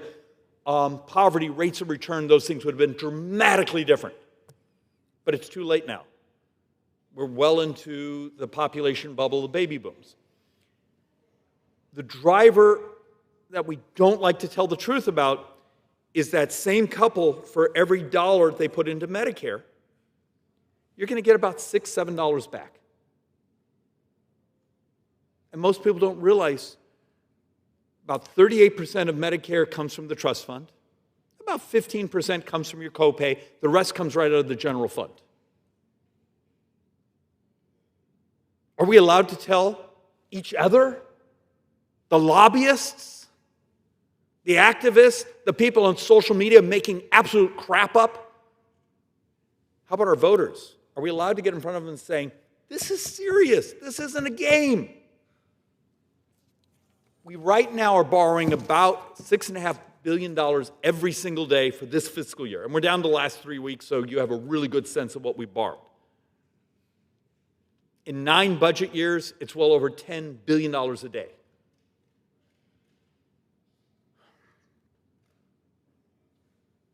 And yet, a couple hours ago, I offered an amendment that basically said, hey, there's all these dollars, and I'm going to talk about this probably 2-3 times, that were appropriated. I showed one example, appropriated in 2015. This wasn't a huge amount of money, a few million bucks, and it's never been touched. And we just leave it sitting in the account. But we borrowed it, we're paying interest on it, but it just sits there. That's insane. And so you hear people, budget geeks, go, we should do zero-based budgeting. Absolutely, because you can say, oh, we did that, we were going to do this. In that case, it was actually a clean coal program, but no one actually ever qualified for the grants, so the cash sets. There was like $36 billion of stuff that's been sitting in the accounts for more than a year and some for a half a decade. Yet we are so dysfunctional, we can't actually start from the beginning and go line by line by line by line. It doesn't solve the problem, but it helps. So let's actually walk through math reality. I'm a Ways and Means guy. I chair oversight in Ways and Means, but I also chair the Joint Economic Committee. So I have a handful of PhD economists that work for the committee, and we try so hard to do intellectually honest math. Mr. Speaker, please don't tell anyone, but I'm a dinosaur. I actually believe in free markets. I actually believe in the elegance of competition. We're actually going to touch a little bit on the economics of creative destruction. And if you want productivity, because I'm going to show in these charts, with where we are demographically, if we don't have an explosion of productivity, we can't make wages go up.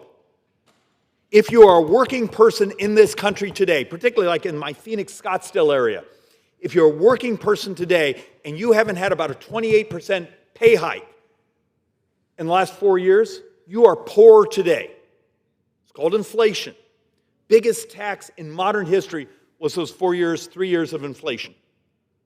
Because we now get to pay back our debt with inflated dollars. We're crushing people. The way you make wages go up is two things.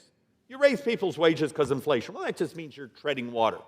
Or productivity.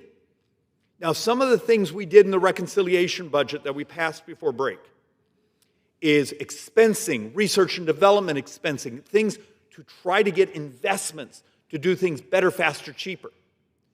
But we're going to have the brutal discussion of, if you have a society where you functionally have the same number of 18-year-olds coming in, and next year it's going to be lower, and next year it's going to be smaller, and the year after that it's smaller, and people like me, baby boomers with gray hair, there's a whole bunch of us, you got to legalize technology. Is it rational? And I'll say this a couple times. Is it rational to make it illegal to automate a port? Now, I understand, I'd love to have the dock workers and the unions love me. Maybe they'd even send financial help and say nice things about me. But it's not about that. It's about the entire continuity of society when we create these barriers for automation, for doing things better, faster, healthier, cheaper. If you're going to have a command and control economy, let's just admit we're populists. We want to run the economy. We want to own businesses. We don't believe in the economic theories of creative destruction, creating new, better, faster.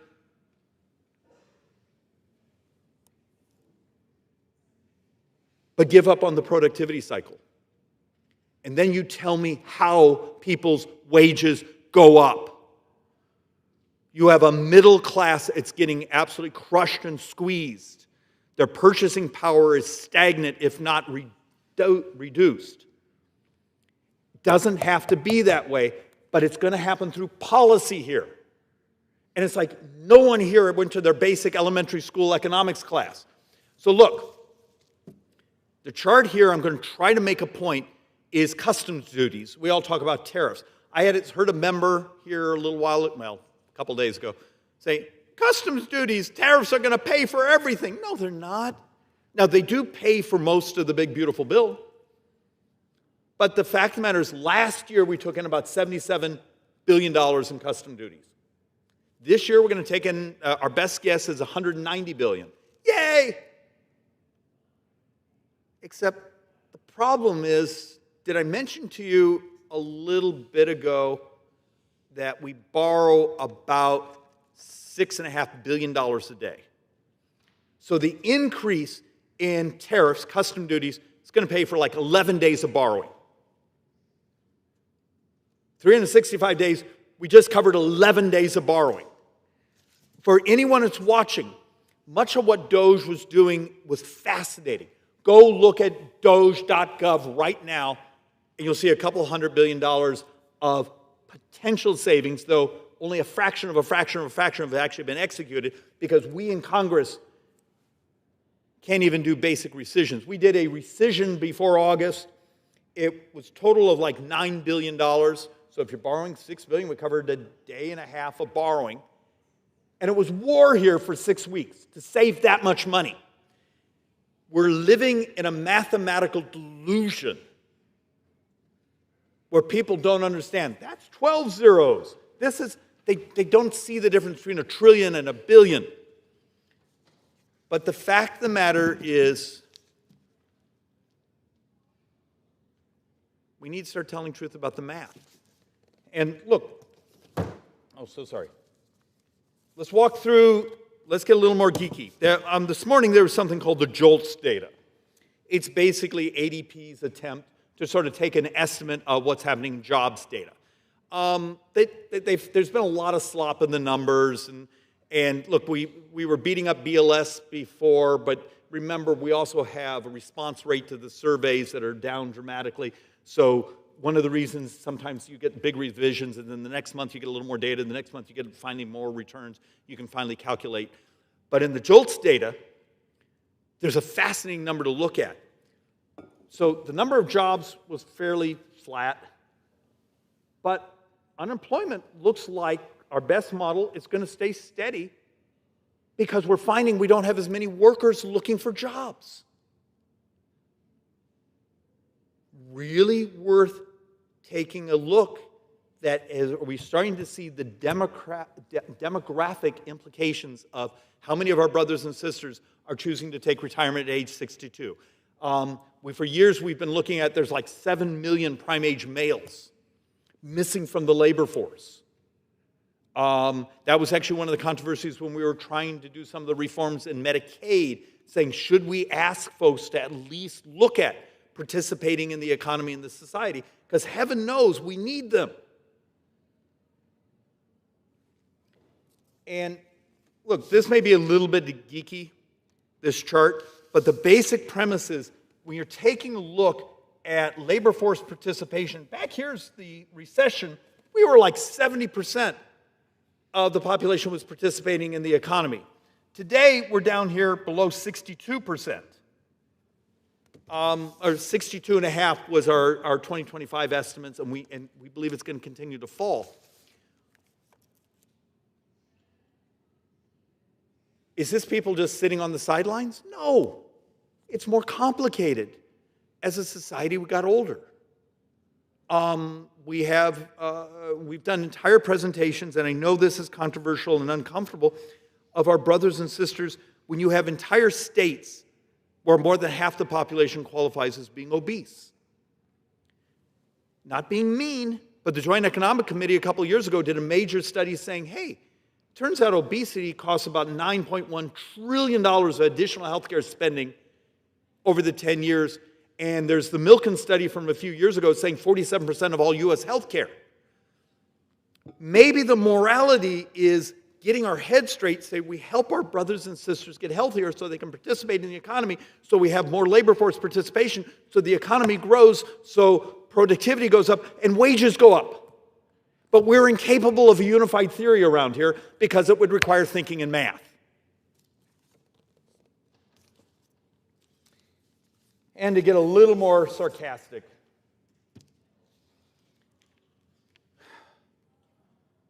we actually are fixated on just some of the budgetary problems.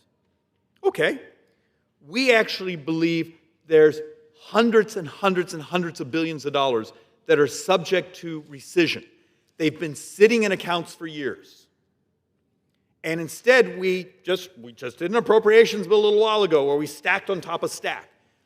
Why is it so terrifying to the army of lobbyists, the people back home that want more money, to say, hey, we're just going to look at everything? Because we found occasions where we're doing an appropriation, except there was an appropriation done 3-4 years ago and the money's still sitting in the account.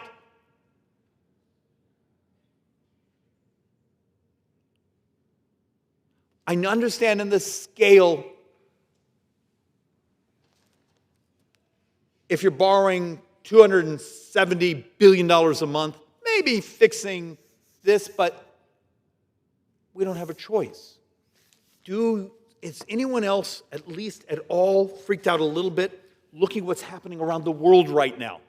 What's happening to French bonds, British bonds, Japanese yields on the long end of the curve?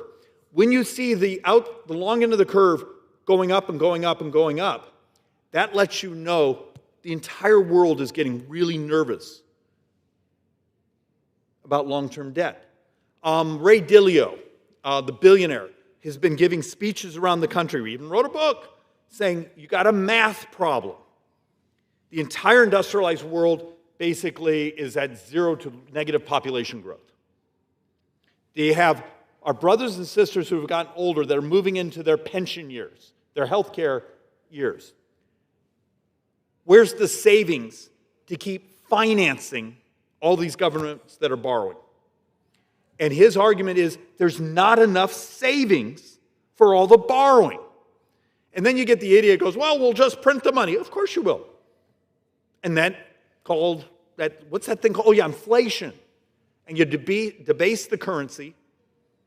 So yes, you pay for it with inflated dollars, but everything you have your savings becomes worth less. You make real estate and things more expensive so the next generation can't buy a house.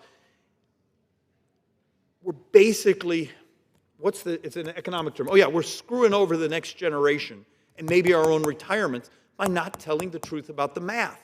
And it doesn't have to be dystopian. There's ways to deal with this stuff. We just don't have a lot more time. And look, we have something called the Sunset Act. We've been looking at regulations, command and control that are woven through the economy, particularly post-Biden administration, where they regulated at breakneck speed. And they're up for review. They need to be modernized. And part of the question is, if you're going to regulate air quality, do you do it the same way you did 30 years ago, when you actually have remote sensors that can be in your pocket, or do you need the $1 million a year tower to do it where you look at the entire marketplace? The fact of the matter is there's better, faster, cheaper ways and much more elegant, and you get the bad actors. And we've actually done some economic modeling, and it turns out we can actually add a real pop to GDP growth, the size of the economy. And GDP growth is important because that's actually your living standard. When we grow, you live better. And it turns out it's not deregulation, it's smart regulation. Find this bureaucratic control of economic growth, and let's just review them. Say, should we still do it the same way we did it 20 years ago? And yet, here, let me give a conceptual. Year and a half ago, met with a company, Phoenix-based, that's actually building a ginormous drone, and they intend to do ground-penetrating radar underneath this drone. And let's say you want to build a pipeline or a road, they're going to fly it back and forth, back and forth, back and forth, back and forth, and penetrate the ground and see if are there archaeological, is there geological issues, these things. And at the end of the week, they claimed the AI, the artificial intelligence, can write the entire environmental and engineering report. What would have taken people to go out and walk the site a couple years? Now, we've already been being lobbied by, we're the archaeological guild, we're the geological guild, we're this and that, because we don't want to be replaced by the technology, so it should take 2 years. But we're going to do permitting reform saying we want to do it in half the time, so we're going to have these people walk twice as fast. That's the way this brain around here works. We're just going to make it so they walk twice as fast. Are we out of our minds? But yet that technology is not in the code yet. We have not legalized saying I can let AI, even though they claim the statistics of it would be more accurate than humans out walking the site. We can do things dramatically faster. There's a great article, I think it may have been an Economist or a Financial Times a couple days ago, that was making the point, China has become a country of engineers. We've become a country of lawyers. Why does it take us so long to build something? Why does it take us so long to do the things that would make us more prosperous? sort of becomes obvious in that one line. We're a country of lawyers. Our competitors are countries of engineers. And look,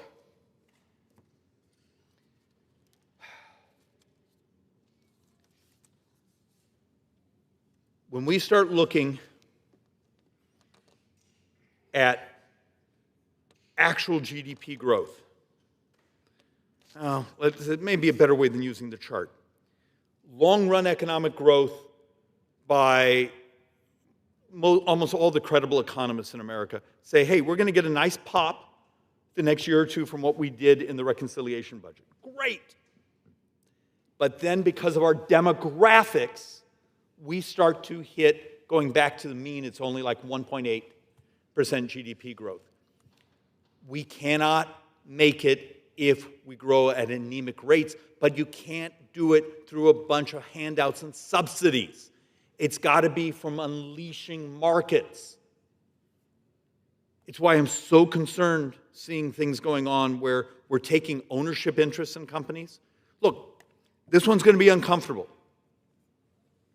But let's go back 15 years ago, the Great Recession, when we bailed out a car company. And yes, we were saving jobs, except for long-run economic growth, there's some brilliant papers have been written saying after a couple of years you would have had the same number of jobs and you would have had 3 or 4 creative, smaller, innovative car companies, this one doing electric, this one doing sports cars, this one doing... That's actually how creative destruction works in economies. It's like a phoenix. It's the rebirth. And when you stop that rebirth from happening, you don't get to clean out the legacy headwinds, the things that are slowing down the innovation. You basically perpetuate the inefficiencies. And it doesn't make you popular telling the truth, but we all know this. Should we have bailed out Blockbuster Video 15 years ago because every neighborhood, there are tens of thousands of people who work for Blockbuster? Should we have put Netflix out of business? Should we have slowed down the internet? Should we have stopped the revolution of technology that you go home now and hit a button? You say, that's absurd, David. No, it's the same sort of concept. Should government have stepped in and stopped innovation? We've done entire presentations here where you talk about the morality of cures. If diabetes is 33% of all U.S. healthcare, should we spend more money on helping people maintain their misery? Yeah, probably. But should we spend what's necessary to cure the disease? What would be the economic impact?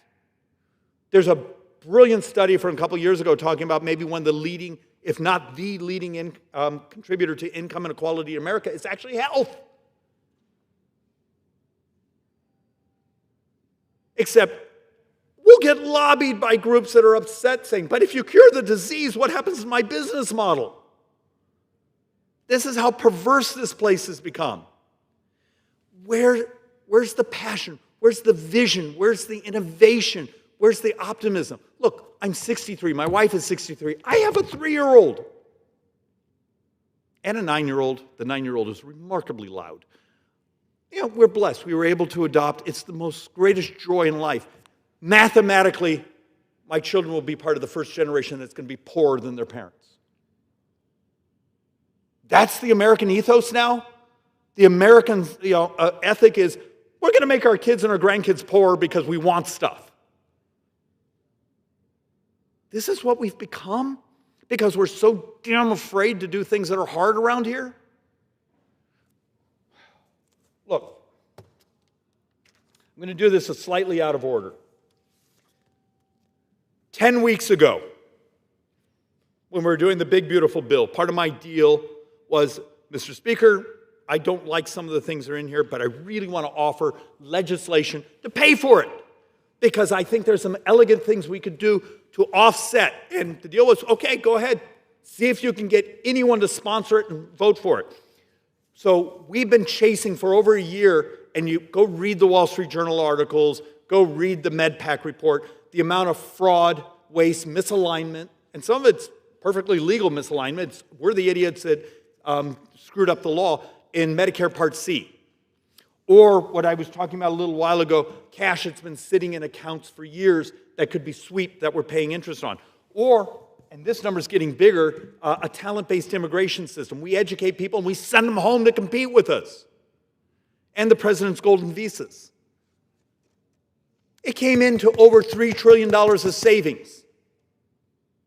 We wrote the bills. We had PhD economists help us model them and get our numbers right. We got a preliminary number from CBO that the Medicare Advantage modernization saves $1.8 trillion, making it the single biggest savings bill in U.S. history. Mr. Speaker, guess how many co-sponsors we have? 0. 0. Because it's hard, it's complicated, it's difficult to explain, but it's really good policy. There are solutions. Toughen up. With that, I yield back. Does the gentleman have a motion? Mr. Speaker, I move that we stand adjourned. Those in favor say aye. Those opposed say no. The ayes have it. The motion is adopted. According to the House, stands adjourned until noon on Monday next for morning hour debate.